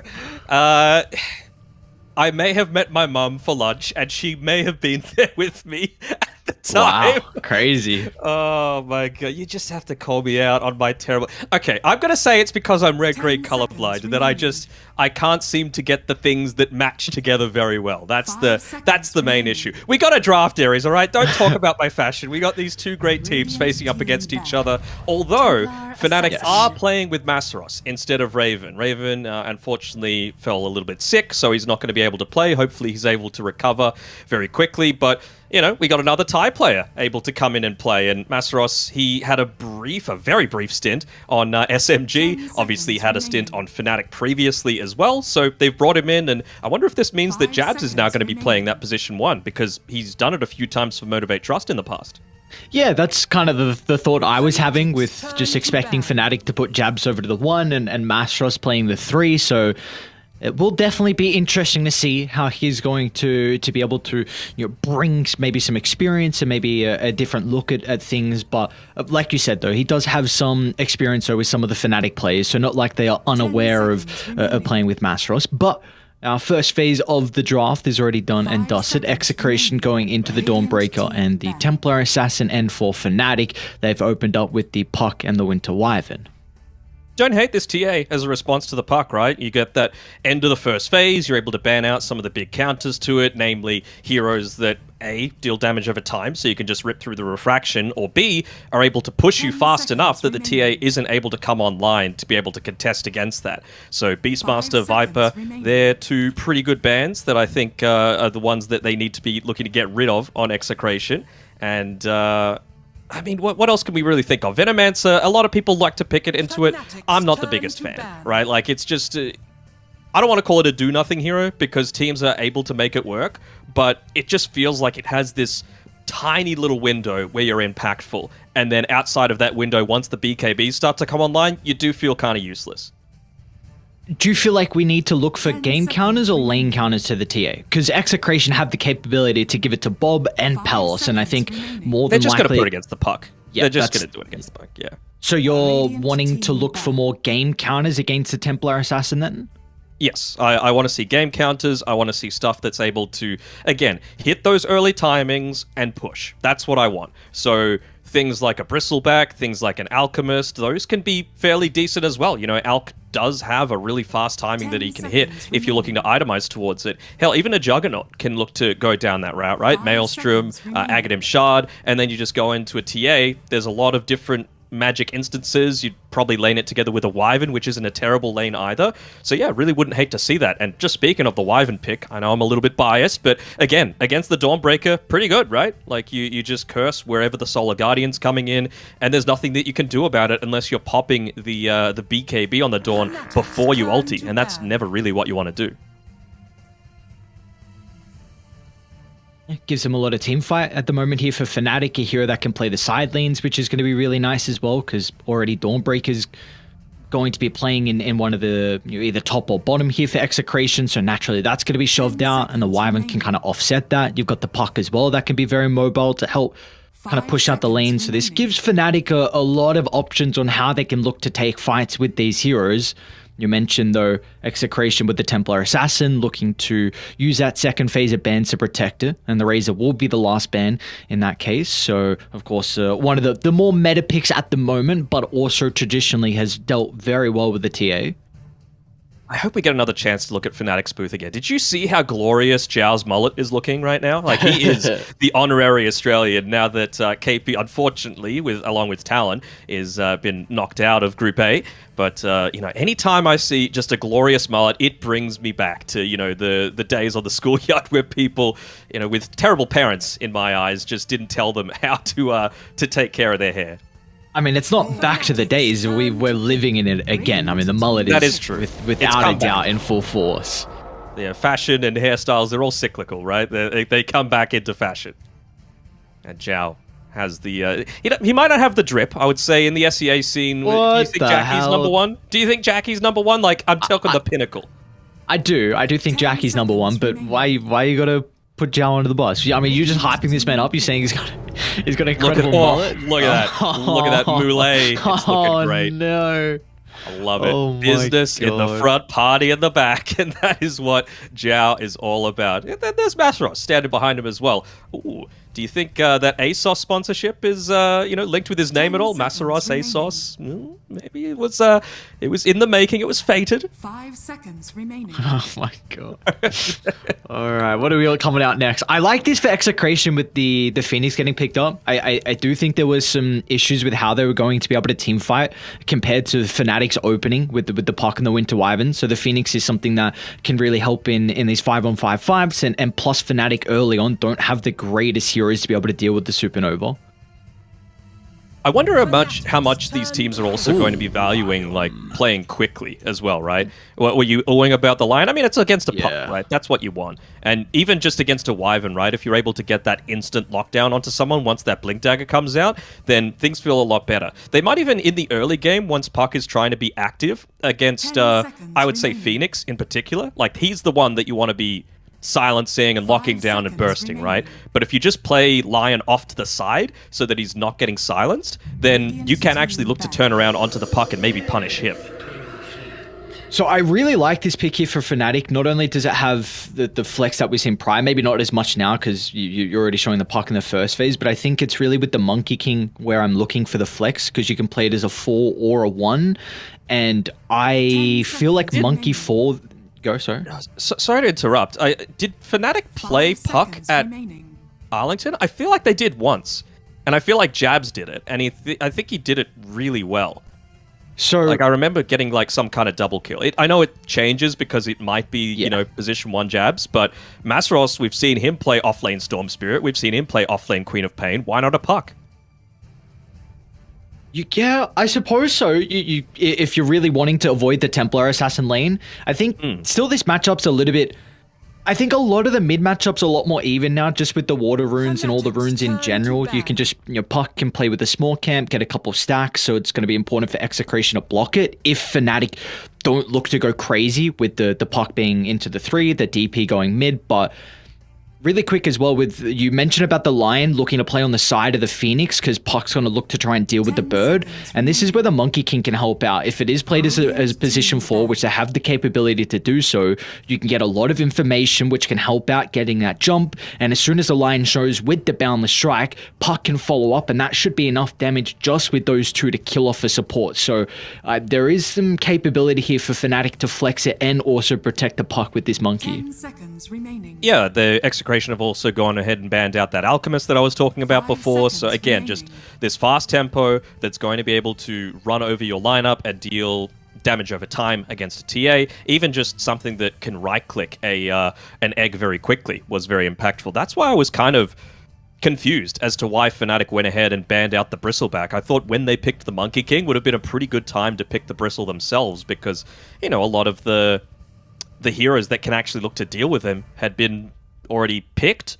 or taken or banned at that point in time, right? The Viper, the Timbersaw, hell, even the Beastmaster, right? Gives you time to be able to face the correct way. So I'm a little bit worried for Fnatic in terms of what they're actually going to have as their position 1 to be able to be fast enough to play up into this. Like, what are the other really fast pos ones outside of the Juggernaut that we're seeing? Like, Lone Druid is a little bit, I guess. We saw Polaris just play that one previously. Do you really feel like it's a must for them to have a fast-paced carry? Because I'm also looking at the potential of like a TB this game. You're against for Fnatic? Yep. I guess the TB's alright, but Lion, once he gets the Aghanim Shard, does kind of deal with a lot of that damage. Just gets rid of all of the illusions, and then you're up against a Phoenix and a TA late game. That is scary, you know. They're going to be able to deal with you quite well, and of course Lion has that huge power spike once he's able to pick up the Blink Dagger. I feel like the TB matchup versus TA is pretty fine though, isn't it? Because you have a bunch of your armor, like your Agi game's incredible, all the illusions to be able to deal with the refraction. I guess the one thing into the bird, definitely the Phoenix in regards to dealing with Supernova, like with all your right click damage, you don't really want to be hitting structures. They have a lot of, like, even an Alchemist would have been okay for probably a little bit greedy for Execration. What else? Like, if they were on the Dawnbreaker 1, then they could do an Underlord offlane because the damage is kind of slow to ramp up for Fnatic right now. So something like Underlord isn't too bad, even though they've got that percentage base. What else could they look to go for themselves? Actually, this is a great Pudge game. This is a really, really good Pudge game. I know you're I heavily disagree, but I want to hear your point. Damage. Because all the damage is slow, man. Like, where is the burst damage coming out from Fnatic right now? As long as you're able to pop the Flesh Heap, you take no damage. 10 seconds remaining. Okay. So you feel like percent damage is not... They have multiple ways with percent I know they damage. do. I know they do. And you are a little bit in trouble of getting kited around. That's my other issue, because you're lacking in stuns outside of this Lion. And I don't think Lion wants to play on the front lines. But just in a full-on team fight where you're able to pop Flesh Heap, I think it's going to be incredibly hard for this Pudge to die. So I want to see Fnatic go something... Like, you need something that's going to carry the game, for one. And you also need something that's going to be able to actually dish out high amounts of damage. So I honestly think that Terrorblade option that you were saying before really isn't that bad, because you're going to be able to deal with them early on. You're going to be able to punish this Pudge who, let's be honest, needs to get active, right? You are there to be, even in this, we're assuming POS 1 role, the space creator for your TA. So something like a TB that's able to fight up into that and deal a lot of physical damage, which is Pudge's other big weakness, is going to be really good. So yeah, I'm expecting the TB to come through here for Fnatic now. It's definitely, like we were mentioning before, we saw the Pudge getting picked up. Like, there's strengths to the Terrorblade with the initial 4 heroes on Execration, but there's also weaknesses where Execration can look to punish him. And there is that TB getting played, so it's just a question of if Jabs is going to be the one playing the Terrorblade, or if it's your Mastros playing the position 1. But you mentioned the Lion having the factor of getting that Aghanim Shard and being able to deal with the illusions. I am very concerned about the Lion's how much involvement he's going to have in a game like this. I feel like you just have a Death Prophet that's just going to run at you, a Monkey with vision. Puck can be an issue if you do have vision, and they will have that off the back of the Monkey King. And if Puck also has a relatively good start with items, then you could also have a pretty good time, because really all you're worried about is kind of the Lion. Actually, so I'll say Pudge as well, because this was something that China were actually picking the Arlington Major. They felt like the Pudge was a pretty decent way to deal with the Puck as the game went on, but like kind of through the early game to the mid game. But I think if he's able to find items, then that could really help out with trying to deal with some of these supports. Yeah, I think so as well. I think you've got some very key timings as well that you're looking to play around if you're on Execration. You really need to make sure that you get an early BKB for this Pudge, because outside of the Winter Wyvern, there's no way to be able to cancel it, right? Like, there's no one that really wants to build into a Basher on Fnatic's side, and you just want to be able to not care about Puck at all, not care about the DP at all, not care about the Wyvern at all, and it's a Monkey King support, right? So the only one that you're worried about is the Terrorblade. On the other side, Fnatic, they need to be worried about... I was saying Puck's main target is going to be the Phoenix. Now that's sustainable lineup. You know, you got the Sunder, you got the Spirit Siphons, you got the Cold Embrace, and you're eventually going to get that 15-minute Aghanim shard on the Lion. Will it be 15 minutes? I kind of feel like he needs Blink Dagger and then into the Aghanim shard after that. So we'll see what route he goes down, but... Lion's the key target that needs to die on Execration. That's where Fnatic are going to be targeting. And then Execration, they need to be making sure that they're dealing with the Winter Wyvern at the start of a lot of these engagements, because that's the only thing that's going to stop Pudge from just doing whatever he wants in a few of these early fights. And I do feel like one weakness for Execration is just the supports, the Phoenix and the Lion, really rely on levels. And if they have a tough laning stage in regards to the side lanes, then we could see some difficulty with how they can make plays, because the Templar Assassin, I think in a game like this where you have the Pudge, you're probably not going to go like that blink first item that we see you can if your carry is a little bit different. So maybe this is where Palace has to change his item build. Maybe Palace thinks about going blink, which is something that I know a lot of the position 2 Pudge plays in China, nothing to say, will do it. Ori will do it as well, where they go for a very early blink and kind of be that playmaker. So that is some concerns I have for Execration. I think the side lanes and the supports need to get really leveled. Yeah, of course. Like, well, if they're able to make a few rotations through, they've got some good early game on Execration. So, you know, anytime you've got a Dawnbreaker, anytime you've got a Pudge, that's always going to be the case. And like we've been saying, the TA should have a relatively easy time against this Puck. But yeah, I understand what you're talking about with the Blink Dagger suggestion. Like I was saying before, you do fall prey to getting kited around a little bit, especially early on. But I still feel like that BKB is such a key timing for Palace, because then you literally don't care about, honestly, 4 of the heroes on the enemy team. Surely the play then from Genuel is just to Winter's Curse the Pudge, and if you're able to kite the Flesh Heap, then I feel like Pudge is just not going to be able to survive in the fights. If BKB's on cooldown, if Flesh Heap's on cooldown, then all of a sudden you've got Arctic Burn as an issue, you've got the Spirit Siphon as an issue, and as the game goes on as well, I mean, Jabs, he's going to go into an Eye of the Skadi, which is going to be an incredible way to deal with the Pudge. Yep. Ooh, no, absolutely. Jabs is gonna take a decent chunk of damage. In fact, well, he will go down as Tino finds our first blood, and Execration, they're off to a pretty fine start here.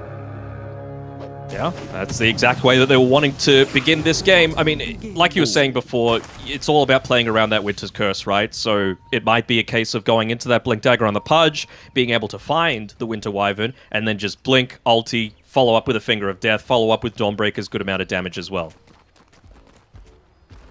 Palace running all the way back to... I guess he's just getting something off the courier and then TPing down to lane, feeling like he's not going to be in danger of dying. Yeah, we'll quickly mention as well, Vincenzo had the level up dive with the Fnatic. I think it was Masros putting in a bunch of damage, and DJ as well. So the Phoenix won't be playing with Spirits at level 1, which is pretty important. I mean, level 1 in Spirits is not the greatest, but it's got to be much better than dive early on. I mean, the attack speed slow is still really good when you consider that you're up against a Monkey King, right? So he's one that's going to be wanting to get up in your face, brawl, especially against this Pudge, right? Pudge, until level 3, I would say, doesn't really want to be man-fighting and trading in the lane. Do you feel like bottom lane is something where like the DP should just be able to free farm, and that could be some concerns for Execration in the early game? Because this is definitely a hero that if you're able to have a really good start, you can have a lot of impact as the game goes on in team fights. Yeah, for sure. I mean, you've obviously already got the Terrorblade that can use his illusions to push out waves, so if you've got that happening across the map, being really efficient with your farming, and you've got a DP who, with the early farm, is able to take towers away, then suddenly map starts shrinking. We know how valuable playing around those Ancients are for a TA. So yeah, I think they're going to look to put a lot of priority onto that for Fnatic, and maybe even make a super early rotation around that 5 or so minute mark towards the mid tower to try and take that potential away from Bob. And that would be really detrimental to Execration and how this lineup is going to thrive. If they lose this T1 tower mid early, then it just enables Fnatic to be able to pivot their attention to the triangle, and they do have heroes that can invade and take stacks away and just limit the farm that Bob is able to find. So it is really important, again, that the supports get levels on Execration to be able to battle early on from the aggression that we will see come out of Fnatic. Yeah, for sure. I see the Fire Spirit's already being a little bit annoying in that bottom lane, preventing Monkey King from being able to get that deny off. So, you know, even though this isn't a super strong kill lane down here, it is going to reach a point where the action needs to start to ramp up. You need to start getting those Flesh Heap stacks. You need to be a lot tankier so that you're able to withstand a lot of the damage that they're looking to output. I don't know if closing the gap like that from Tino is the best option against Jabs, but really nicely done with Shanks' positioning. You and I have always been big fans of Shanks as well, haven't we? Yes, yeah. Whenever we've had the opportunity to cast Execration, because of course, it might go in now. Jab's in a bit of trouble. It's going to be playing with some stick charges, but multiple stuns that Execration have in the arsenal to hold the Terrorblade down. They're off to another good start in this side lane. Jab's second death on the Terrorblade.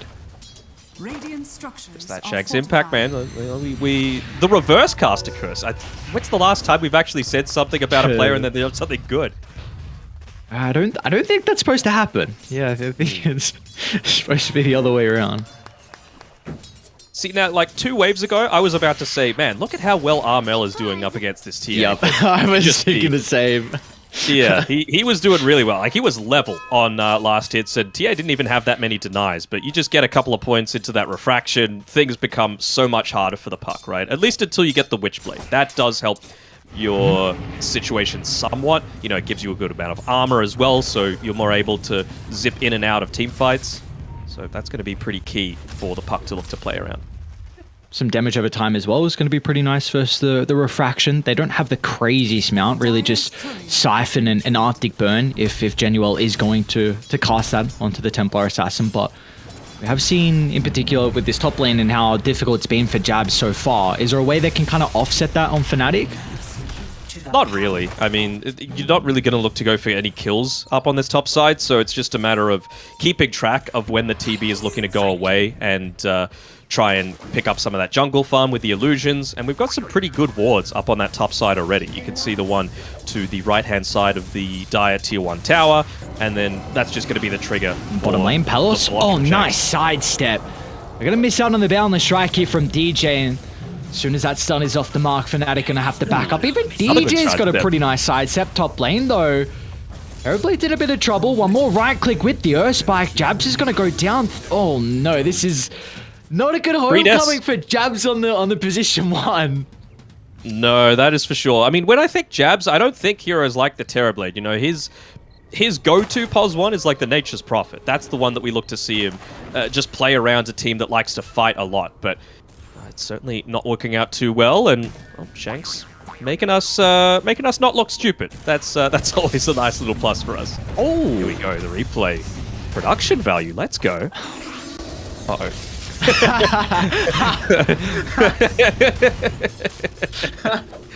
Oh my god, you need to shut up more. Holy. I mean, I just talk about the caster. I willed it into existence. Alright, this is really important. They need to get something out of this. Probably going to be playing with the Metamorphosis here on Jabs, and looks like they'll just turn their attention over to Shanks. Tino considering about jumping in, but the Lion's already lost too much health to be able to have a rebuttal as well and play with the Dawnbreaker. So there we go. Fnatic probably going to see Jabs. He'll deal with the catapult and then look to get out of the lane. So this is important here for Fnatic. You've defended your tier 1 tower against the catapult push. You got to kill off that meta, and now you can get the ball rolling here for Jabs on the TB.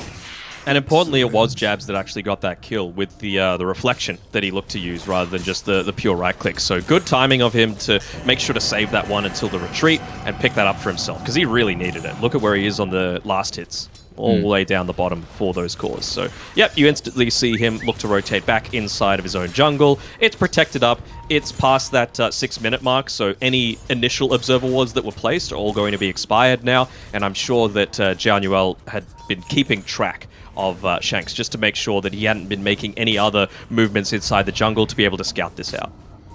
Oh, actually, they just recently placed one up there. Is that I wonder what the duration is on that observer ward just to the left-hand side of the outpost? How long is it?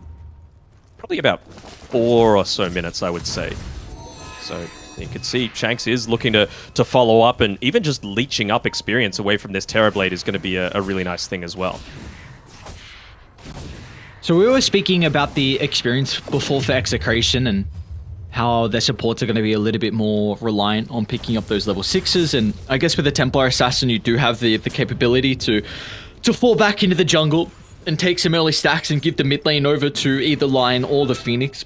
Didn't really see Shanks put some emphasis on making some of the Ancients, so... no, I don't think there's any at this stage, so that's a little bit of a concern. Bottom lane, nice play from there, Vincenzo. But Armel's nearby as well. They also have the Exo. They're going to get the +1 out of the Solar Guardian and just blow up the Monkey King. And now they'll turn to Mastros as well. But look at the Spirit Siphon health. Mastros, he's still in fighting shape. He's got Armel playing hand in hand. They haven't even killed the Death Prophet just yet. Finally, they'll secure the kill. Armel looking for the finishing blow to tick away Tino's life, and he should be able to find it. Ooh. A jaunt out to the left side, and Armel, he wants this last kill as well. He's got his dancing shoes on, that's for sure. That jaunt at the very end there, just anticipating exactly where the Dawnbreaker was going to move. That was really nice, but I'm not sure Masaros needed to go underneath the tower, considering he had no Spirit Siphon charges left, was on about 20% HP. But I suppose it did get another kill through for Armel, who obviously wasn't going to have the easiest of laning stages up against that TA. Speaking of TA, popping the double damage rune in the mid lane and looking to do a good amount of damage into it as well. So bottom lane, Tino making the rotation. He just TP'd back down bottom. There's not much Vincenzo's going to be able to do to protect the Dawnbreaker. They'll even TP in Bob, however, but that will be cancelled. So this is a lot of information now for Fnatic, knowing multiple TPs have been expended. And they're going to go back in. Why not? Armel, he's got the coil already back up in the arsenal. DJ's got to look to deal with the Phoenix instead, not putting the damage into the Dawnbreaker to secure the kill. And Armel, he's falling lower and lower, playing with the phase shifts, the orb as well. He'll jaunt to the north. Armel, not again. No, not again. Go back in. Oh no, Armel. Oh my god, what a player. What a player. Just able to make moves all around the map, and this is what you do. Like, if you can't lane into the TA, go make plays somewhere else. Obviously, wasn't able to get too much out of the jungle either.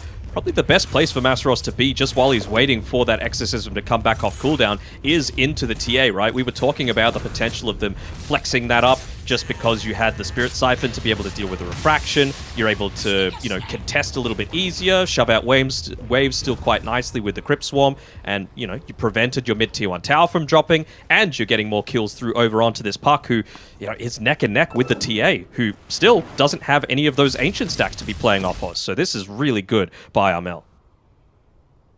I think for Execration, really the next things they need to be considering is getting the level 6s on the Phoenix and the Lion. Like, again, we mentioned earlier, but if this T1 tower goes down mid, it is really going to make it difficult for Bob to be able to farm, and him only being 100 net worth ahead of the Death Prophet is not enough, even if it's such an early stage of the game. Templar Assassin thrives on being able to have like a 1 item advantage and even 2-3k net worth advantage just off the back of you not needing to buy into a Battle Fury, a Maelstrom. You don't need this farming steroid, so it's really going to be important. Execration, they need to get the levels to be able to help protect this T1 tower next Exo.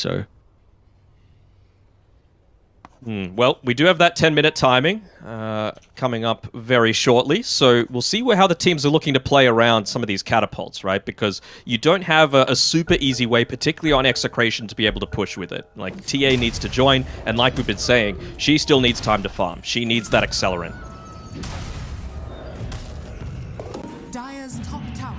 Tino as well, he took a bit of a hit. He was having a really good lane, TP down bottom, died a couple times, so he's sitting just a bit higher in net worth over Jabs, but probably wouldn't have expected with how well the lane went top lane. Palos trying to play with Genuel, but the Arctic Burn proving to be a bit of an issue for the moment. Genuel's doing a really good job to make Palos work for this kill. Is he gonna find him? No way. Space? I've never seen more space made in my life. Oh my, oh, he's even gonna drop the curse for this as well. Oh, Genuel. Oh my lord, he will finally go down. Palos wants a high five as well. I mean, this is just time spent not going after the more important heroes, though, right? The Terrorblade, he's the one that's taking advantage of all this time. He obviously had suffered previously. He's still at the bottom of the net worth for Fnatic, but all he needs is time. He is eventually going to be able to outcarry even a TA. I know it's a scary game if you're this TA, but he certainly has the capability to do it. They popped Exo bottom here for Fnatic, and they also didn't defend that tier 1 tower, which is interesting. Maybe they thought Execration were baiting Palos top and had smoke to connect to Bob mid, so felt like maybe some heroes were playing behind and they couldn't string their resources across the map too thinly. So Execration going to be able to find 2 tier 1 towers, which is very important for them, being able to open up the map, and this really gives them access to the pit once Bob is able to find those items. Yeah, it feels like Armel has been spending a little bit more time just focusing on his own farm, rather than going for these pickoffs, these ganks. They were able to take that bottom tier 1 tower, but I'm not sure how important exactly it was.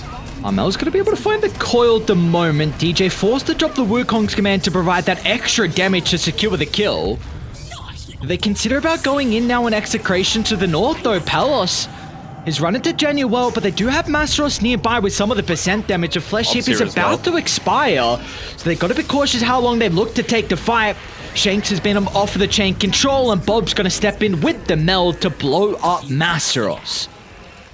Yeah, they don't make that play if they don't have the haste rune to be able to play off of, right? Because otherwise, TA's still in this state where no blink, no BKB, so you're going to be able to use the Spirit Siphon into it. I suppose they'd already killed the Wyvern, right? So they didn't have the Arctic Burn available, but it is still quite annoying. Will Palos be able to get a hook? No, doesn't quite have the Spidey senses to be able to do so. But yeah, like I was saying, it is a little bit important to be able to take away that bottom tier 1 tower if you're Fnatic. You know, it opens up the Terrorblade a little bit more space to farm. But it just feels to me like Armel, we've been singing his praises a lot, but he's spent a lot of time not keeping up in farm relative to the TA, or even the Pudge, right? Pudge is the space creator. TA is the farmer. So like, the fact that the Pudge is all the way up here on the net worth is a little bit worrying, right? You need to actually look to make plays to be able to counterbalance the fact that your enemy mid laner is farming. And he's got the Witchblade now, but I just feel like it's not enough. You need to be taking more objectives. You need to be playing around this mid-tier 1 tower if you can. We haven't really seen the Pudge get active, though. Like, now that he has the blink, he will, but Palos was kind of cemented up top for quite some time, just farming the lane and the camps nearby. Suppose, but well, the timing I'm going to be waiting for is how are they looking to use that next Exorcism? They won't be level DJ. 12 anytime shortly. Look at the jump, Shanks. Look who they've run into. The Fairy Dragon inside the river. DJ uses the Boundless Strike at the last second, but it's not enough to buy some time as Armel will still go down. Shanks. I know where Feels DJ like you might be is. able to see. They cut down the tree. Palos, beautifully done. I'm not sure how they knew where DJ was. Maybe Shanks just caught a glimpse of him jumping into the tree line there. So that's going to be a second kill picked up for Execration. Did he mischief that hook there? I think that was really cool if he was able to do it, but obviously still ends up falling down. And yeah, the net worth lead continuing to grow now. At least Terrorblade recovering somewhat, but they're having to play a little bit of cat and mouse right now on Fnatic. Jab's just trying to avoid this full-on gank squad, and I mean, I think you could avoid DJ dying, but certainly not Armel. He is your main playmaker at this stage. And now you're going to have to contend into a Desolator as well on top of everything. So I don't think they can just walk into Roche, can they? I don't think so either. Maybe with the illusions, just to be able to scout everything out, they could feel confident to do it, but well, we'll see what happens. Got to kill that lion. Oh no. Oh no. Oh no. Oh no! Oh, not like this, and now they get the Hex as well! The stun control coming in afterwards. Mastros is just going to charge up the high ground, looking to buy some time for Armel.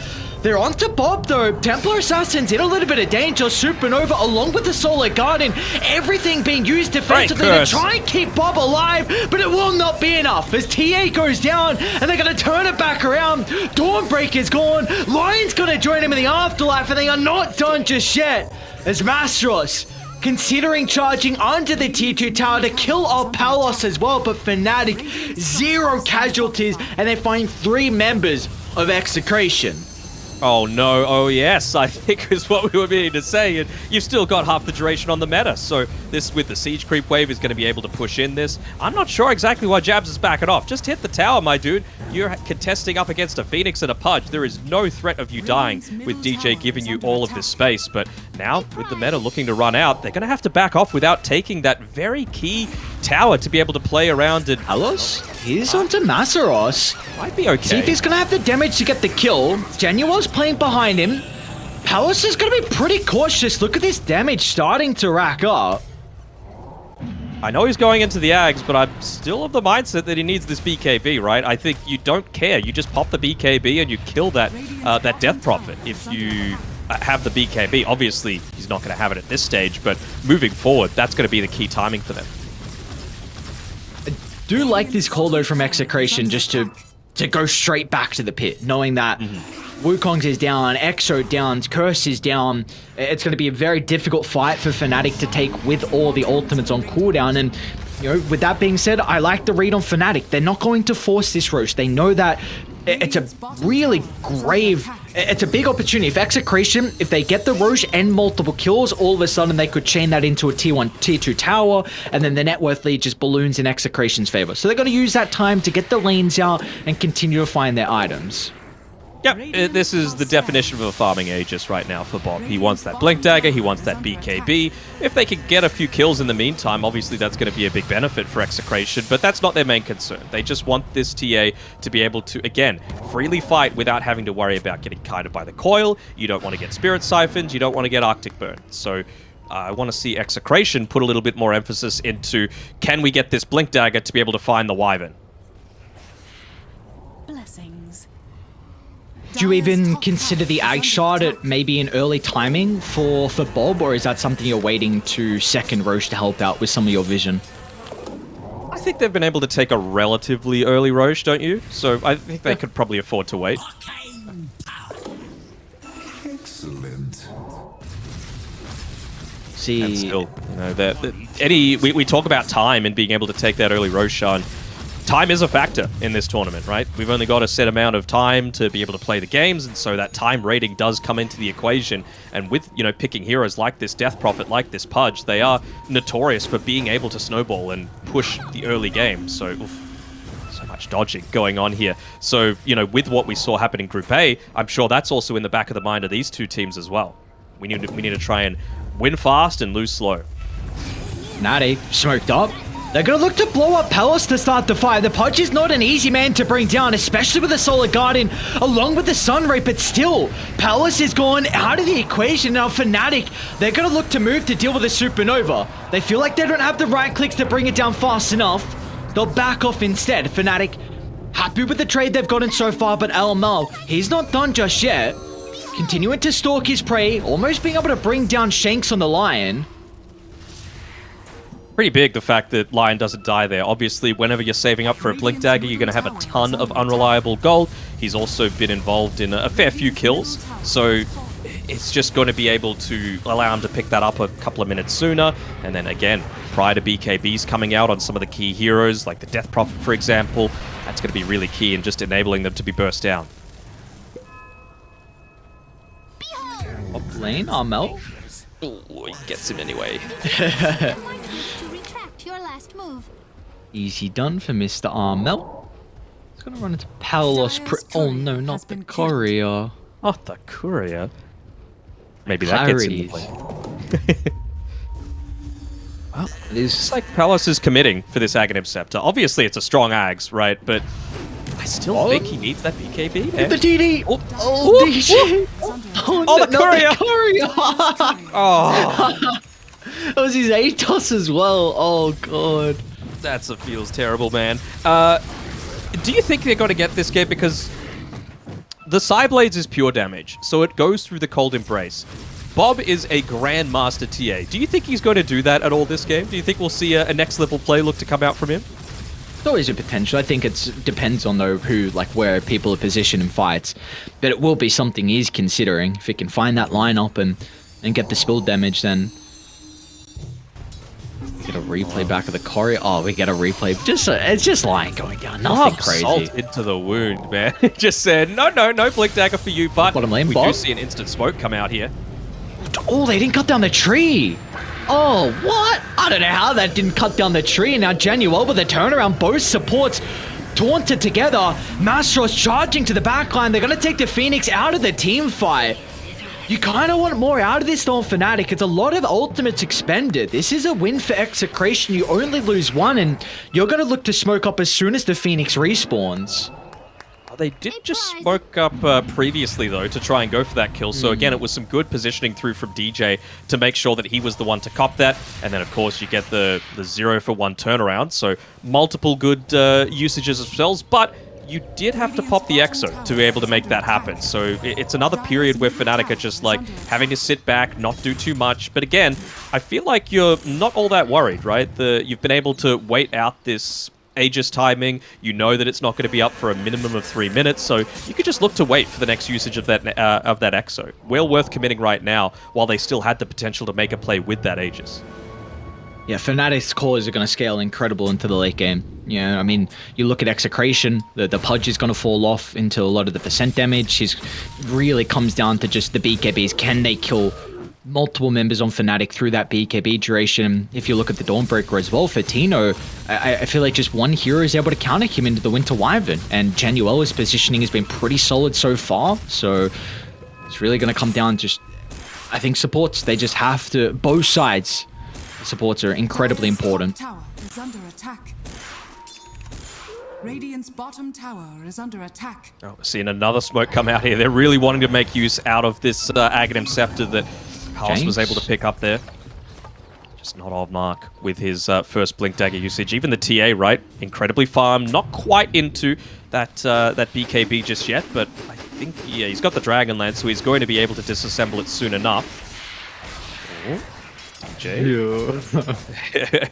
Doesn't want to get caught by that spill damage. Radiant are scanning. I think, I'm not sure if we've had a look on it on the Observer recently, but Zhao is going into an Aghanim Scepter on his Winter Wyvern, so he can always have that percentage damage available against the Pudge and the TA. Speaking about Zhao, he's pretty far away from the T2 tower. Palace is just going to look to charge down Januel. He's going to be off the mark with a hook, and now the Atos can buy some space for Januel, can reposition. But now Fnatic going to try and chop to the team fight off to the left side. Mastros trying to deal with the Phoenix once again. They should be able to secure the kill. Meanwhile, Tino, he's gone down as well. Finally, they get the finishing blow onto Palace's Pudge. And Zhao doesn't even go down, so Fnatic once again bring all the boys to take this team fight. You know, you hate what I hate. I hate sounding like a broken record, but how many team fights have we seen where Pudge, he was the most farmed hero in the entire game?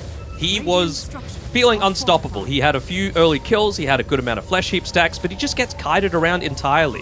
It's all well and good to have this Aghanim Scepter, but if you can't actually get on top of anyone and you just get Arctic burned, Spirit siphoned, silenced, they're going to be able to blow him up. They might have to damage him with a Finger of Death. They do. Execration. Jump in, blow up the Terrorblade before the reactions are there on Fnatic. Oh, they might even catch the Wyvern. Zhao just gets away. He is very close to being able to pick up his own Ags, though. Like, with the couple of kills that he was a part of on that bottom side, I think he's only about half of one item away, of one component, so that's pretty key for Fnatic to be able to, again, just defend the high ground very easily as well. Bob's going to be in trouble. That BKB was expended prior in the skirmish, so they're going to look to jump in now, but the damage over time, Shades is in with a double stun, but it's not enough. Mastros now, he can turn his attention over the line. Tino will have to look to run away. There's nothing he can do to protect his support as Fnatic. They see just a slither of a window to bring down Bob on the Templar Assassin, and they use that perfectly. They don't really luck out on Fnatic though. 2 minutes left on the Roshan respawn. If it was instant with this Terrorblade coming back alive, maybe they could have been able to go for a play around there. But even then, Jab's TP's down to the bottom side. He doesn't feel ready to be able to fight just yet. He needs his next item. Even though he's already got the Skadi, he's already got his Manta style as well.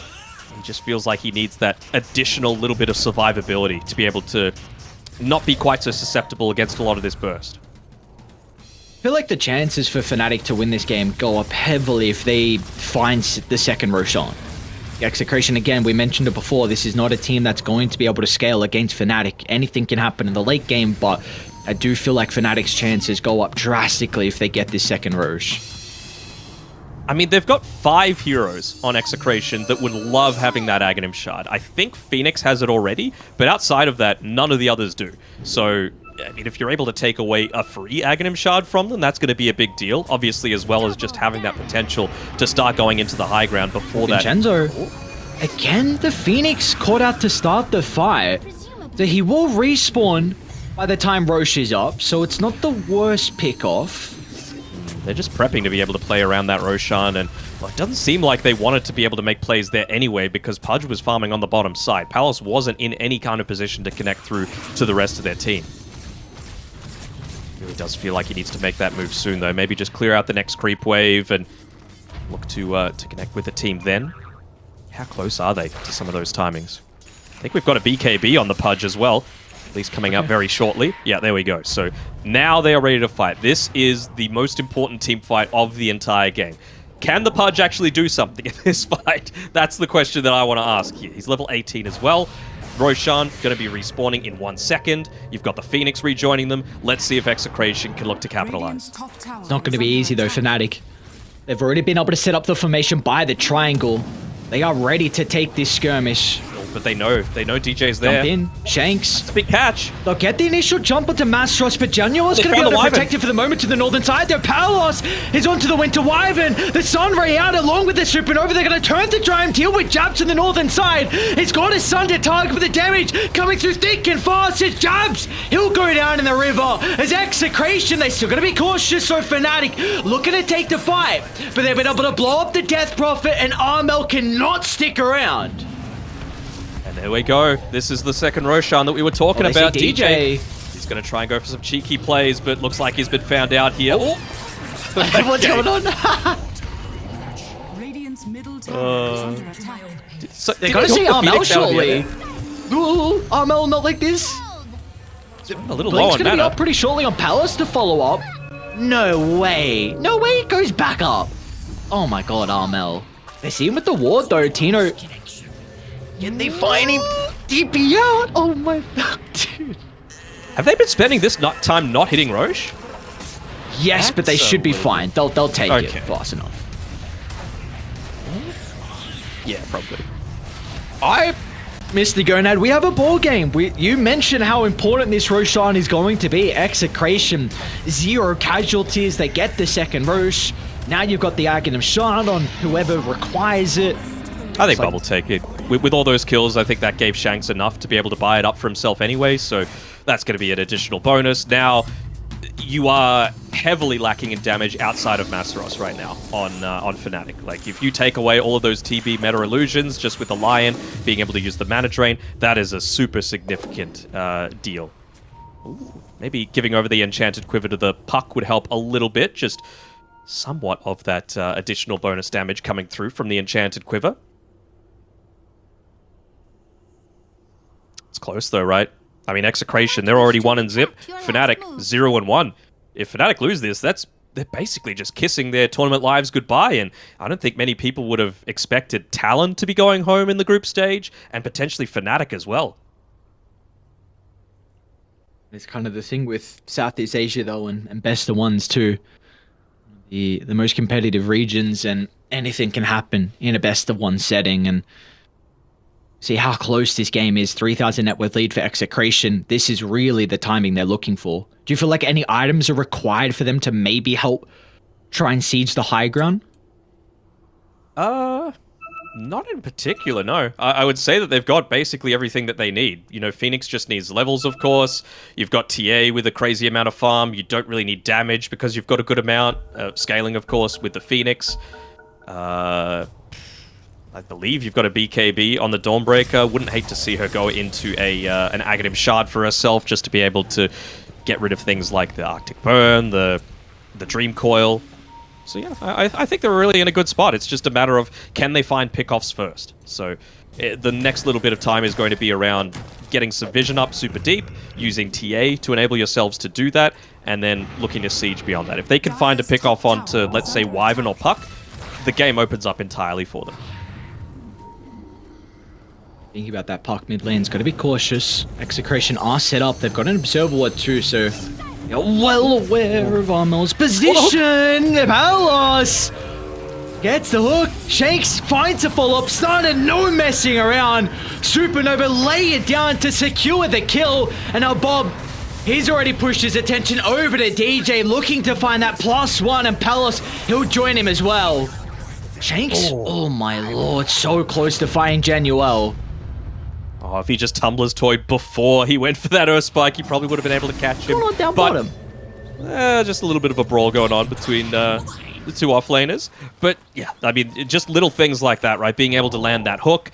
And small things like Shanks making sure he positioned himself to the right, being out of that silence range, making sure he would have been able to get off that lockdown onto the Puck afterwards. And now with this, they use the Fortify as well on the Dire, so they can feel pretty confident that, yeah, they use the fortification on their own creep wave. Bob's going to be able to tank up a few of these tower hits, and yeah, keep the siege creep alive, look to continue pushing on forward. Maybe not, but I mean, you use the Winter's Curse, you use the Dream Coil, you've got these early timings, you've got the Aegis as well to play around. I'm not sure if they want to wait too much more.